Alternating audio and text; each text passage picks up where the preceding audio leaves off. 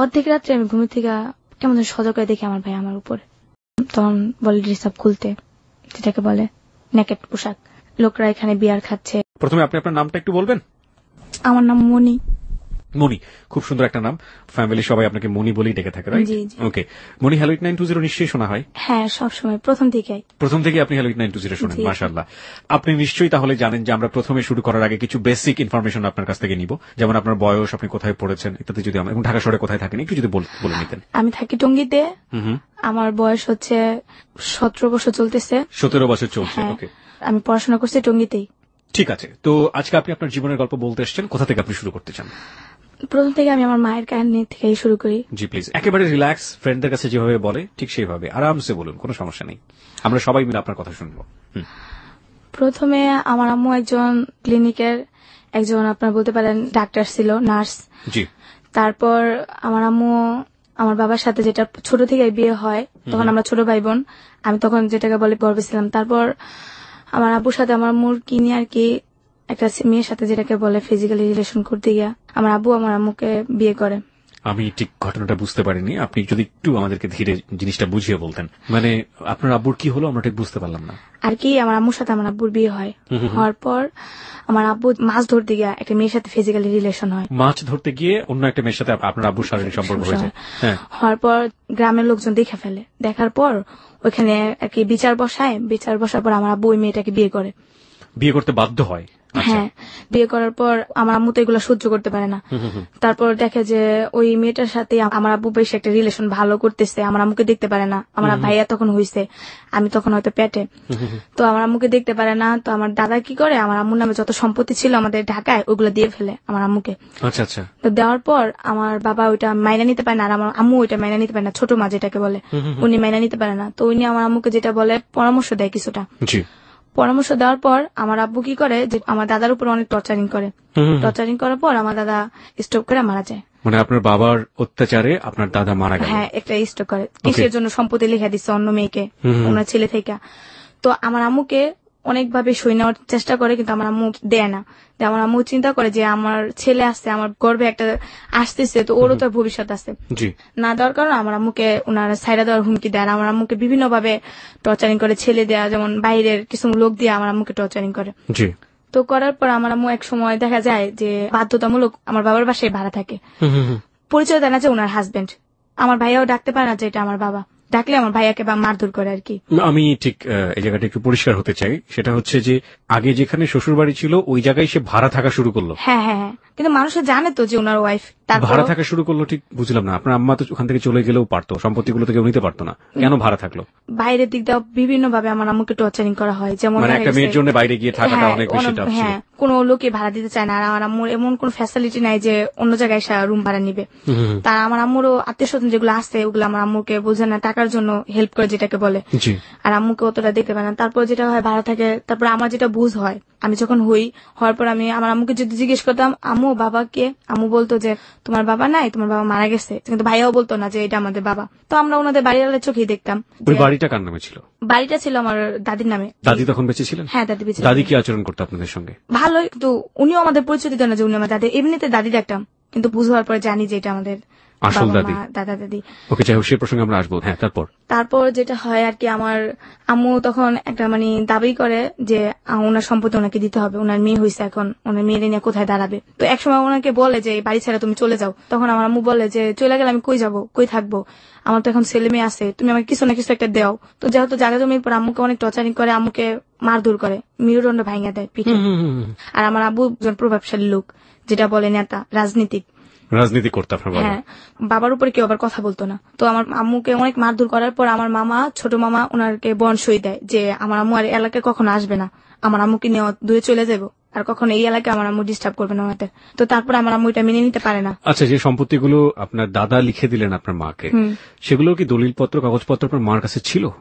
But মারধর করার পর ঘরে যত জিনিসপত্র ছিল ওরা নিয়ে গেছে, আমাদের বের করে দিচ্ছে। তারপর আমি তখন বুঝি, প্রায় আমার বয়স, এটা মনে 2002 সালে কিংবা 3 সালের ঘটনা।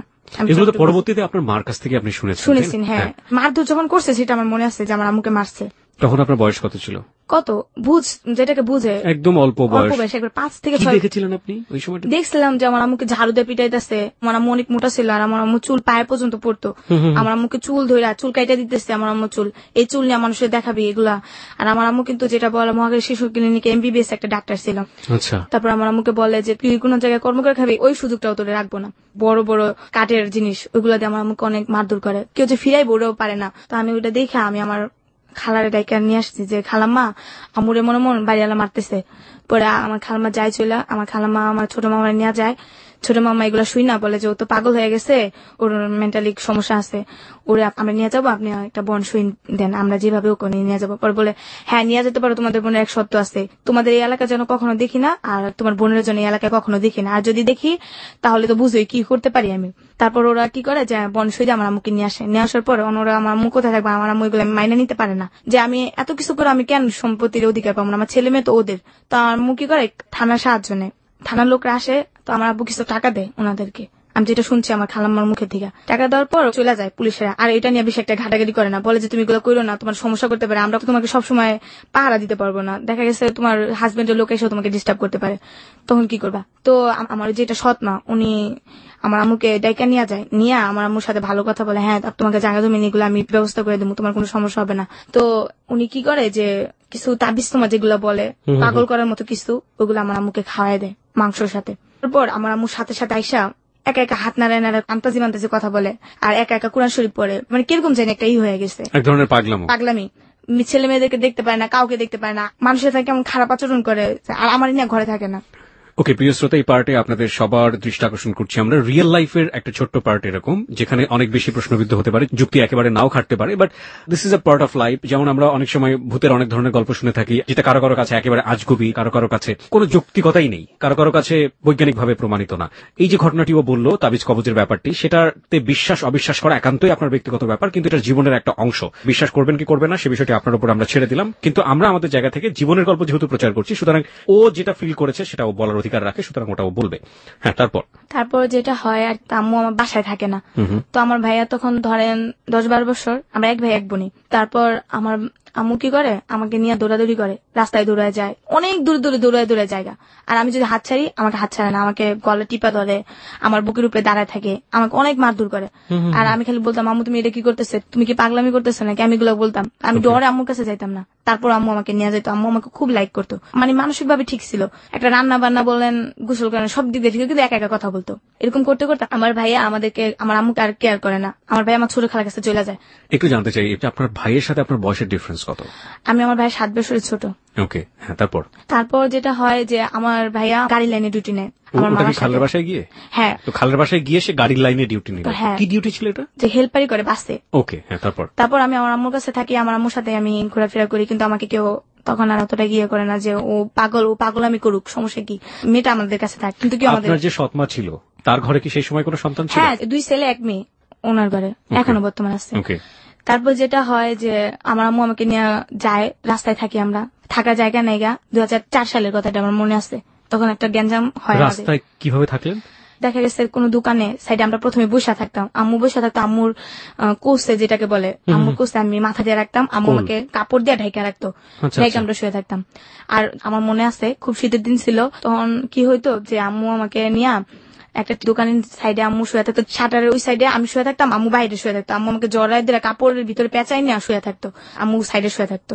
কিন্তু আমার ফ্যামিলিটা ওরা ভাবতো না যে মেয়েটাকে আমি রাখি বা ওরে এক ঘরে বন্দি করে রাখি, কোনো সময় করতো না, আমার ফ্যামিলির দিকে একটা কেয়ারই করতো না। তারপরে এইভাবে আমরা রাস্তায় থাকতাম, আমার ভাই দেখলে আমাদের সাথে দেখা করতো না, কথা বলতো না। আমার আম্মু আমার ভাইয়াকে খুব লাইক করে, ভাই কি বলবো, এতটাই লাইক করে যে আমার থেকে আমার ভাইয়ের খুব লাইক করে। আমার ভাইয়ের কিছু হইলে আমার মনে হয় আম্মু খুব টেনশন করে, আম্মু বলে যে আরে তোর ভাইয়ের দেখে আসি, এটা। তো আমরা রাস্তায় ঘুরতে ঘুরতে একদিন দুপুরবেলা বনানি আইসা ফুটপাতে চা বেসে, চা খাই আমার আম্মু আর আমি। তো আমার ভাইয়াকে দেখি যে বাসের ভিতরে যে ডাক দেওয়া লোক নেয় না, তো আমার ভাইয়া ডাক দেওয়া লোক নিতেছে, আমার ভাইয়ের আমি দেখে জাহিদ ভাই করে ডাক দিই। তো ডাক দেওয়ার পরে ভাইয়া দাঁড়ায় দেখা, ও আর কথা কয় না। আপনার ভাইয়ের নাম ছিল জাহিদ? হ্যাঁ। তো দেখে আমার বলতেছে তোরা এনে, পরে আমি ভাইয়া মায়ে দেখতে চাইছে, তোমার মায়ের কাছে যাও। মার কাছে গিয়ে আমার এখন সময় নাই, 16 টাকা দেয় আমার আম্মুরে। 16 টাকা দেওয়ার পরে বলে আমি যাই, আম্মু আবার ডাক দেয় অনেক, যাই একটু কথা শুনতে, বাবা তোর চেহারা একটু দেখমু, কিন্তু ভাইয়া আম্মুর সাথে কথা বলে না, ভাইয়া চলে যায়। পরের দিন আমি আর আম্মু টঙ্গিতে আমাদের খালার বাসায় যাই। যার পরে আমি ভাইয়ের জন্য দাঁড়ায় থাকতাম আমরা, পরে ভাই কখন আসবে, আসলে কিছু টাকা দিবে, আমরা ওই টাকাতে খাওয়া দাওয়া করবো। তো ভাইয়া আসলো, আসার পরে তো আমি আমার ভাই বলতেছে, ভাই আপনার সাথে ভাই দেখা করতে চাই, মার সাথে একটু কথা কইবেন। পরে ডাক দে, পরে ভাই আসতে, বাপ কেমন আছো, একটু জড়াই ধরলে না, এই তুমি আমার জড়াই ধরবে না, কেন জড়াই ধরতেছো, এই তোমার শরীরে কি অবস্থা, নোংরামি অভ্যাস, কেমন জড়াই দরকার, তুমি আমার রাস্তায় দিতে ডাক দিবা না, তোমার মতো ফকিনের লোকের রাস্তায় কথা বলে মানুষ আমার মান সম্মান চলে যায় না। আমার ভাই আমার মারে এগুলো কইতো। তো মায়ের কষ্ট নিত না মনে, আমি কষ্ট নিতাম। আমি মনে করতাম যে ভাই এরকম বড় লোক দেখে আম্মুর এরকম করে, আর আমার সাথে ভাই কথা কইতো না। রাস্তাঘাটে দেখলে একটা সামনে বোন বলে আদর করতো, ওরকম করতো না। আমার খালতো বোনের মেয়ে 2টা ছিল, ওদের তো অনেক লাইক করতো আমার ভাইয়া, ওদের পড়ালেখা সবকিছু চালাইতো আমার ভাইয়া, বই টই যা বলেন, খাতা বলেন, সবকিছু চালাইতো, কিন্তু আমাকে কোনোদিন 2টা টাকা দিত না। আর আমি চাইতাম না, আমি খুব ভয় পেতাম ভাইয়ারে। তারপর যেটা হয়, আমার খালার বকাবকি করে, তুই আমার ছেলেটা নষ্ট বানাইছিস, আমার ছেলেটা আমার দেখতে পায় না, আমার ছেলেটা কি করছিস তোরা, আমার ছেলে আমাকে দেখতে পায় নাকি, এটা বলছে দেখে না। আমার খালা তর্কাতর্কি করে, আমার আম্মু তর্কাতর্কি করে। তারপর আমার ভাই আমার আম্মুকে কোমরে বেল দিয়ে মারতে যায়, তো আমি আমার ভাইয়ের দড়ি দেখে, ভাই মারে না মারে, আমাকে মারে, অনেকগুলো থাপ্পড় মারে, অনেকগুলো ঘুষি মারে। আর কখনো এদিকে যদি দেখি তাহলে ঠ্যাং ভেঙে দিমু, তোর মারি না কখনো আবি না, এই মুখ তোরা কখনো দেখাবি না। মা বলে ডাকতো না ওনাকে? না, কখনই আমার মানে মা বলে ডাকতো না। আমার মা ভিক্ষা করতো দেখে অবহেলা করতো। ও মানে ওই সময়টা তুমি ভিক্ষা করতেন? হ্যাঁ, আমরা তো খাইতে পারতাম না, তো আমার আম্মু আর আমি চাই খাইতাম, আমি চাইতাম, আম্মু তারা থাকতো। আপনার তখন বয়সটা কত, আপনার যদি মনে থাকে, মানে যে সময়টা আপনি লোকজনের কাছে চাইতেন, আপনার মা কি করতেন? বয়স কত সঠিক আমি বলতে পারি না, তখন 2005 সালের ঘটনা এটা। 2005 সালের ঘটনা, তার মানে খুব বেশি দূরে তো না। হ্যাঁ, আপনার যদি এখন 18 বছর হয়ে থাকে, তাহলে 2005 সালে তো বুঝতে পারছেন প্রিয় শ্রোতা, ও মোটামুটি বড়ই ছিল সেই সময়টা, বছর দশকের মতো বয়স। ওকে, হ্যাঁ, তারপর ভিক্ষা করতে গেলে সময় বাসা বাড়িতে যদি চাইতে যেতাম, তাহলে ওনারা বলতো, কাজ করে খাইতে পারো না, ভিক্ষা করো কেন। তোমার আম্মুর দেখতে সুস্থ সবল মনে, কিন্তু আম্মু হাঁটতে পারতো না, অনেক কষ্ট করে হাঁটতো। এমবিবিএস ডক্টর, সে ভিক্ষা করছে? বিশ্বাস যদি অনেক জায়গায় আম্মু আমাকে নিয়ে গেছে হেল্প করার জন্য, ওনার অনেক পরিচিত লোক ছিল। দেখা গেছে যে আপনার মতিঝিল টেন্টি কলোনি আসছে না, ফকিরাপুল, ওইখানে একটা আমার মামা ছিল। তো আমার মামা একটা সরকারি জব করে, উনি ওই কোয়ার্টার পাইছে। আমার আম্মুর কিন্তু তখনও ব্রেন ভালো। আম্মু আমাকে নিয়ে যায়, নিয়ে যাওয়ার পর তো ওইখানে কলোনিতে আমাদের ঢুকার পর আমার মাম্মি যেটা, উনি আমাদের এই অবস্থা দেখা উনি আমাদেরকে ঘরে নেয় না। উনি বলে, তুমি নিচে বসো, এই সিঁড়িতে থাকবা, আমি খাওয়া দাওয়া যা যা লাগে ব্যবস্থা করবো, কিন্তু তখন আমাদের হেল্প করে না। আপনার মার একটা মানসিক বিকলাঙ্গ অবস্থা তৈরি হয়েছিল সেই সময়টাতে, আসলে উনি এমবিবিএস থাকলেও ওনার কিছু করার নেই, কারণ উনি তো মানসিকভাবে অপ্রকৃতস্থ। প্রিয় শ্রোতা, আপনাদের সবার দৃষ্টি আকর্ষণ করছি, আজকে মনি আছে আমাদের সঙ্গে। মনি তার জীবনের গল্প নিয়ে এসছে এখানে, এবং মনির জীবনের গল্প কোথায় গিয়ে দাঁড়াবে আমরা কেউ জানি না। আমরা শুধু বলতে চাই, প্রত্যেকটি জীবনের গল্পই আমাদের কাছে অসম্ভব রকমের মূল্যবান, এক একটি রত্ন হচ্ছে এক একটি জীবনের গল্প। হ্যাঁ মনি, তারপর একদিন হয় আমরা আমাদের ওইখানে এক জায়গায় যাই চাইতে। আমি আবার একটু খেলার অভ্যাস ছিল বেশি, তো যাওয়ার শেষে একটু খাওয়া দাওয়া হয়েছে, একটা বাসায় আমাদের খাইতে দেয়। ওই দিনকে আবার ওনার বিয়ে বাড়ির অনুষ্ঠান ছিল। খাওয়ার পরে ক্লান্ত হয়ে যায় আমার আম্মু, তো আমার আম্মু এক গাছের নিচে বসে থাকে, আমি একটা মেয়ের সাথে খেলতেছিলাম। মেয়েটা বলে, তোমরা কি করো? আমরা বলি, আমরা চা খাই। তোমাদের এখানে বাড়ি আছে? হ্যাঁ, আমাদের এখানে বাড়ি আছে। আমার আম্মু ফুলের ব্যবসা করে, আমার আম্মু ফুলও বেচে খায়ও। আমি আবার একটু মিথ্যে কথা বলি, তো ওরা অনেক বড় লোক দেখতাম, তো এর জন্য এসব কথা বলতাম। ও বলে, আমি ফুল কিনে দিব আমারে কয়টা, আমি তোমার টাকা দিব। আমি ফুল তো নাই, তুমি আমাদের বাসায় যাবা, গেলাম তোমার ফুল এনে দিব, সমস্যা নেই, এটা বলি। মেয়েটা আবার ওর আম্মুর কাছে গিয়ে বলে, আম্মু আমি ওদের কাছে যাই, ওনারা ফুল দিব। তো ওর আম্মু আবার ওটা নেগেটিভ ভাবে নেওয়ার পর ওর আম্মু বলে কে যে, ও ফুল নিতে যাবো না, এগুলো বাচ্চা চুরি করার কথা বলতেছে, নিশ্চয় ওরা বাচ্চা চোর। এটা বললা আমার আম্মুকে ধরে নিয়ে যায়। আমার আম্মুকে ধইরা আমার আম্মুকে অনেক টর্চারিং করে ভাইয়া, এতটাই টর্চারিং করে, আমার আম্মুর গায়ে হাত তুলে 2টা লাঠি দেওয়া, ওরা পিটায়। আমার আম্মু এমনি তো অসুস্থ, আরো পিটায় আমার আম্মুরে। আর আমাকে বলে, স্বীকার কর তোরা বাচ্চা চুরি করস, স্বীকার কর। যতই বলতেছি যে না আমার আম্মু বাচ্চা চুরি করে না, কিন্তু কেউ বিশ্বাস করে না। বলকে স্বীকার কর, তাহলে তোর আম্মুরে মারবো না। তারপর আমি বাধ্যতামূলক স্বীকার করি, হ্যাঁ আমার আম্মু বাচ্চা চুরি করে, আমি এরকম মেয়ে নিয়ে যায়, আমার আম্মু চুরি করে, এগুলো আমি বলি। দেখতেছি যে আমার আম্মুরে মারতেছে, তা আমার আর করার কিছু উপায় না। আম্মু আমার বলতেছে, মিথ্যা কথা বলতেছে, সত্য কথা বলো, ওনারা আমার কি মারধর করবো। তারপরে ওরা আমার আম্মুকে মারধর করে, বলে যে ও বাচ্চা মানুষ বলছে এটাই সত্য। তারপর উত্তরা থানাতে কয়েকজন পুলিশ আসে, আসার পর আমার আম্মুকে আর আমাকে ধরে নিয়ে আসে। একদিন থানায় থাকি, সকালবেলা যাই, বিকেলবেলা আমাদেরকে মিরপুর যেটা বলে ফকিরখানা, ওইখানে ট্রান্সফার করা হয়। তখনও কিন্তু আমার আম্মু আমাকে গায়ে তুলে না, আম্মুকে বলে, তুমি কেন বললা যে আমরা বাচ্চা চুরি? মা তোমার তো মারতেছে, আমি তো সহ্য করতে পারতেছি না। তো আম্মু আর আমাকে কিছু বলেন। তো ওইখানে আবার পড়ালেখার সুযোগ আছে ভাইয়া। তো প্রথমে আমাকে একটা পড়ার যেখানে এখানে ভর্তি করে দেয় একটা রেশমা আপা, ওনার কথা না বললেই হয় না, উনি আমাকে পড়াশোনার দিক দিয়ে অনেকটা হেল্প করে ওই সময় ফকিরখানাতে। হ্যাঁ, তো এখানে আমাকে পড়াশোনা করতে প্রথমে আমাকে আট করালো কিছু। তো আট করার পরে প্রথমে ওইখানে আমি ফার্স্ট হয়ে যাই। ওখানে থাকি প্রায় 2 মাসের মতো। আচ্ছা, ফার্স্ট হওয়ার পরে ওনারা আমাকে চিন্তা করলো যে আমাদের পুবাইল একটা ফকিরখানা আছে, ওইখানে ট্রান্সফার করে দিবে আমার মা মেয়ে দুজনে। তো এখানে আমাদের ট্রান্সফার করে দেওয়ার পর ওইখানেও একটা স্কুল আছে মেয়েদের জন্য, ওইখানে স্কুলে আমি ভর্তি হই। হওয়ার পর প্রথমে 1-এ পড়ি, 1-এ আমার প্রথমে পরীক্ষা দেওয়ার পর আমার রোল করে 1, ভালো পড়াশোনা করতেছে। ওইটা আবার একটা যেটাকে বলে হেড অফিসার, উনি আবার ছিল হিন্দু। তো উনার মেয়েটাই নাকি দেখতে বলে আমার মতো ছিল, তো মেয়েটা নাকি বলে মারা গেছে, তো আমাকে খুব লাইক করতো। আচ্ছা, সবার থেকে মানে ওইখানে নাহলে 9-10 হাজার লোক ছিল। ভিক্ষুক? হ্যাঁ, মানে ওখানকার একটা আমল ছিল যেটা ভিক্ষুক ধরে ধরে নিয়ে নেওয়া, মানুষের ভালো করার জন্য ইয়ে করতো। যে বাইরে থেকে খেলোয়াড় নাকি আসবে, তখন ভিক্ষুক ধরে নিয়ে যেত, ওরকম করতো। তো ধরে না আমি আবার পড়াশোনা ভালো করতাম। তো ওইখানে যেটা হয়, একদিন বৃহস্পতিবার দিন একটা মিটিং হয়। হওয়ার পর প্রশ্ন করে মেয়েদের, যে মেয়েদের সবচেয়ে পর্দাশীল কি জন্য মেয়েরা পর্দাশীল করে, যে উত্তরটা দিতে পারবা তার জন্য সারপ্রাইজ আছে। তখন প্রথমে বললাম যে মেয়েদের সবচেয়ে পর্দাশীল হচ্ছে মেয়েদের মাথায় কাপড় দেওয়া আর একটা ছেলের সামনে যাওয়া না, যে একটা নিজের একটা যেটা ওয়েট, মাথায় কাপড় দেওয়া, চলাফেরা সবসময় ভদ্রভাবে নম্রভাবে থাকা। তো এই কথাটা বলার পরে স্যার এটা গুরুত্ব সহকারে নেই। তখন আমাকে একটা পুরস্কার দেয়, যেটা সাবান। অতি ফার্স্ট আমার পুরস্কার সাবান, একটা সাবান পাই বিদেশি। তো সবাই আমাকে মানে ওই হুমটার ভিতরে নাম হয়ে যায়, মনি পুরস্কার পাইছে, খুব খুশি লাগছিল। তারপর ওইখানে আবার 16 ডিসেম্বর দিন খেলা হইতো, সবগুলা খেলায় নাম দিই। তো আমি বিস্কুট খেলাতে প্রথম হই, ছবি আর্ট করাতেও প্রথম হই, আচ্ছা, আবৃত্তি পাঠ করাতে আমি সেকেন্ড হই, তারপর আপনার গান করাতে সেকেন্ড হই। আচ্ছা, 4টা পুরস্কার একসাথে আনি, আমার পুরা ইয়েটাই একবারে নাম হয়ে যায়, মনি পুরস্কার পেয়েছে। তার মানে আপনার বোঝা যাচ্ছে যে আপনার শৈশবটা প্রচন্ড রকম ভাবে ভালো কাটার একটা জায়গাতে আপনি চলে গেলেন। হ্যাঁ, কিন্তু ওইখানে ভালোই, তো ওনারা আমাকে দিতে চাচ্ছিল না, তখন আমি 3-তে উঠে যাই। আচ্ছা, তো উঠানোর পর এর ভিতরে আমার একটা অসুখ হয়ে যায়, ওই ঘুমের ভিতরে। ওইখান থেকে কিন্তু বের হওয়া যায় না, এই ভিতরে সবকিছু, ওখান থেকে বের হতেই দেয় না। ওইখানে আবার হাতের কাজ চলে, শাড়ি, বিভিন্ন ডিজাইন, ফতুয়ার কাজ, এগুলো চলে। আমি আবার ফতুয়ার কাজ করতাম। ওইখান থেকে আপনাদেরকে এগুলো করে নেওয়া হতো? হ্যাঁ, বিনিময়ে আপনাদেরকে কি দিত? খাবার? টাকা দিত না, খাবার তো আছেই, টাকা দিত। বাজার করতে হলে আপনারা কোথায় যেতেন? আমরা বাজার করবো, ওইখানে একসাথে রান্না করে সবাই সিরিয়াল ভাবে দিত। আচ্ছা, টাকাগুলো কি করতেন আপনারা? আর আমরা যে টাকা, ওই টাকা হাতে রেখে দিতাম। তারপর দেখা গেছে একটা দোকান আসছে আপনার, ওখান থেকে কি কেউ ভালো হয়ে তাকে ছেড়ে দিত পরবর্তীতে?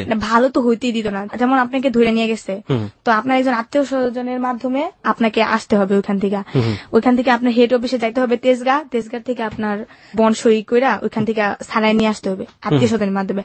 আর যদি মেয়ে থাকে, দেখা গেছে মেয়েদেরকে আপনার বড় একটা ভালো চাকরি দিয়ে শেষ পর্যন্ত বিয়ে বের করে দিবে। তারপর আমার আম্মু একটা প্রচন্ড রাখার অসুখে পড়ে যায়, পাতলা পায়খানা যেটাকে বলে। ওইপর আমার আম্মুকে ডাক্তারে নেওয়া ট্রিটমেন্ট করা হয়, কিন্তু আমার আম্মু ভালো হয় না। তারপর আমার আম্মুকে কি করে, জিজ্ঞেস করে যে তোমার কেউ আছে নাকি, আমার আম্মুকে ঠিকানা বলতে বলে। আমি বলি আমার আম্মু ততটা নেই, আমার চট্টগ্রাম আছে। আমি বলছি টঙ্গী, যেটাকে একটা ঠিকানা আছে নিরসপাড়া বললাম। বলার পর উনি ওই ঠিকানা অনুযায়ী আমার খালাম্মার বাসায় গেল। আমার খালাম্মা এই 2 বছরের ভিতরে নাকি অনেক বিশ্রাইছে আমাদের, বাট কোনো খবর পাই নাই। তো যখন আমার খালাম্মা শুনছে, তখন আমার খালা আর আমার মামি আসছিল। তো আসার পর আমার খালা মামি এসে আমার দেখছে যে আমার আম্মুর খুব অবস্থা খারাপ। ও এর ভিতরে যেটা হয়, আমার আম্মু একদিন ড্যানিশ খাইতে চায়। ড্যানিশ খাবার একটা জিনিস, ওকে, হোয়াটএভার ইট ইজ, একটা এক ধরনের ফুড। হ্যাঁ, ওটা খাইতে চায়। তখন আমার কাছে টাকা নেই, আমার আম্মুর খাবার দেখে আমার খুব কান্নাকাটি লাগতেছিল যে আমার আম্মু খাইতে চাইছে, বাঁচবো না মরবো কোনো ঠিক ঠিকানা নেই। তো আমার আম্মুকে চিরা পানির উপরে রাখতো, মানে এর বেশি কিছুই খাইতে পারতো না। তো আমি কি করি, তখন আমি হাতে কাজ করি। হাতে কাজ করার পর এক ধরনের মিশিং এর কাজ ওইখানে আছে, মিশিং এর নতুনই আমি কাজ করি। তো ওই দিন 2টা পিস করার পর আমার হাতে নিডেল ঢুকে যায়। নিডেল ঢুকার পর ওই হাতে আমার অনেক জখম হয়, মানে এতটাই রক্ত হয় যেটা বলার বাইরে। তো ওইখান থেকে আমি প্রায় 200 টাকা পাই। 200 টাকা পাওয়ার পর ওই টাকা দিয়ে আমার আম্মু জিনিস এগুলো কিনে আনি, কিছু ওষুধও কিনি। তাই ওষুধ কি, যেমন বাইরে কিছু স্টাফ আছে, স্টাফদেরকে বললে উনি বাইরে থেকে জিনিস আইনা দেয়। আচ্ছা, তো স্টাফদের কিছু ঘুষ দিতে হয়। তো স্টাফদের বলছি, বলার পর স্টাফরা অনেক কিছু আনছে। আনার পর আমার খালা মামি ওরা দেখতে আসলো। তো আসার পর আমার মামিরে দেখে তো আমি খুব মানে হয়ে গেছে, আমার একটা আত্মীয় স্বজন আসছে। তো ওরা বললো যে আপনাদের বোন নিতে পারেন, কিন্তু মেয়েকে আমরা দিব না। তো বললো কেন, মেয়েটা অনেক ভালো স্টুডেন্ট, এই মেয়েটার ভবিষ্যৎ আমরা নষ্ট হতে দিব না। কারণ আপনারা যেটা শুনছি, ওর বাপ মা কেউ নাই, মা থেকেও নাই, মা একজন অসুস্থ, জানি না কি করবে মেয়েটার বয়সে। তো আমরা চাই ওকে দিব না, ওকে আমরা ভালো কোনো জবে দিয়ে দিব, আমরা মেয়েটাকে দিতে পারবো না। তো আমার আম্মু বলে আমার মেয়ের স্যার আমি কখনো যাবো না, আমার মেয়ে বাঁচতে হলে মা মেয়ে একসাথে বাঁচবো, আর মরতে হলে আমরা মা মেয়ে 2জনই মরবো। আমাকে ছাড়া তো আমার মাকে বাঁচানো সম্ভব না, একমাত্র আমি আমার আম্মুকে দেখি। তো আমার খালারা বললো যে না দেখেন স্যার, ওনার তো শেষ সম্বল ওনার মেয়েটাই, তো একটা যেকোনো একটা করেন। তো স্যারের আমাকে দিতে চায়নি, কারণ ভালো একটা স্টুডেন্ট, ছাড়েদের একটা খুব ভালো একটা হয়ে গেছে। এই যে ফকিরখানার বর্ণনাটা আপনি দিচ্ছেন, এই ফকিরখানাটা কোথায়? এটা পুবাইল চৌধুরী পাড়া। পুবাইল চৌধুরী পাড়াতে এটা একটা ফকিরখানা? হ্যাঁ। এটা কি সরকারি? হ্যাঁ, সরকারি। ওকে। তারপর যেটা হয়, পরে আমার আম্মুকে, তারপর ওরা তেজগাঁ যায়। এই ফকিরখানার নামটা কি আপনার মনে আছে? আমি ফকির হ্যাঁ নামই চৌধুরীপাড়া ফকিরখানা, হ্যাঁ চৌধুরীপাড়া ফকিরখানা। ফকিরখানা, হ্যাঁ। ওকে। তারপর আমার আম্মু আর আমাকে নিয়ে আসে ওইখান থেকে, একটা ট্যাক্সি কাপ ওরাই ভাড়া করে দেয়। তারপর ওরা বলে, দেখেন মেয়েটার ভবিষ্যৎ নষ্ট হইতে দিয়েন না, যদি কোনো সমস্যা পড়েন আপনারা আমাকে জানাবেন, আমরা মেয়েটার যা কিছু করার করবো, তারপর মেয়েটার ভবিষ্যৎ নষ্ট হইতে দিয়েন না। তারপর যেটা হয়, রোজার মাস আমার আর আমার আম্মুকে ট্যাক্সি কাপ করে আমাদের নিউজ পেপারে আনে। তো রাখবে কোথায় আমাদের? খালা একজন আপনার ছেলে নিয়ে থাকে, আমার ভাইয়াও থাকে, 2 ছেলে নিয়ে ধরতে গেলে থাকে। তো ওইখানে আমাদের উঠালো। আমার আম্মু তো প্রায় বিছনায় পড়া। তো আমার আম্মুকে মানে বাঁচার কোনো কায়দাই নেই আমার আম্মুর। ওই যে একটা কেন অসুখী পড়ে গেল আম্মু। আর আমার আম্মু তো সবসময় বড় লোকের বলতেই পারেন যে ভালো পরিবেশে থাইকা অভ্যাস, এগুলো আর কেউ ওনার সহ্য হচ্ছে না। তারপর একটা মানে এতটাই অসুস্থ হয়ে গেছে যা বলার বাইরে। তারপর আমার আম্মুকে চিকিৎসা করানো হয়নি, আম্মুকে ভালো করে গোসল টোসল করায় ভালো কিছু খাবার দাবার করাইতে দিল। আমি আমার আম্মুর সেবা যত্ন করতাম। তো রোজার মাসে যেই শুনছে আমরা আসতে, আমার ভাই আর আসেনি আমাদের দেখতে, আমার ভাই চলে গেছে। বুঝি নাই, কোথায় আসলো আপনার ভাই? মানে আমাদের তো নিয়ে আসলো, আমার ভাইয়া গাড়িতে ছিল। থাকার পর আমার খালামাতে শুনছে, খালামার বাসায় গেছে। কোথায় নিয়ে গেল আপনাদেরকে? আমাদের নিয়ে গেছে আমার ছোট খালার বাসায়। আর ওইখানে আসতে আমার মেজু খালার বাসায় গিয়া বললো যে তোর আম্মু আসছে, তুই তোর আম্মুকে দেখতে যাবি। আপনার ভাই থাকতো মেজু খালার বাসায়, আপনারা গেছেন ছোট খালার বাসায়, রাইট? ছোট খালার বাসায় থাকতো আমার ভাইয়া। তো আমার ভাইয়া গাড়ি চালাইতে গেছে, তো ওই দিনকে নামছে গাড়ি থেকে। আমার পর সরাসরি আমার মেজু খালার বাসায় গেছে। মেজু খালার বাসায় যাওয়ার পর মেজু খালা বললো যে এমন এমন তোর মা আসতে, এমন এমন আমরা এমন জায়গা থেকে আসছি। তারপর এই কথা শুই না, ও আর আমাদের দেখতে আসেনি, ও ওই দিক দিয়ে চলে গেছে। চলে যাওয়ার পর আমরা তো বাইরে দেখবো, আমার আম্মু কত আশা বাইরে দেখবে। তো ভাই আর আসেনি। তো আমরাই বসে আসি, আসে না খবর নেই, 2-3 দিন চলে যায় আর আসে না।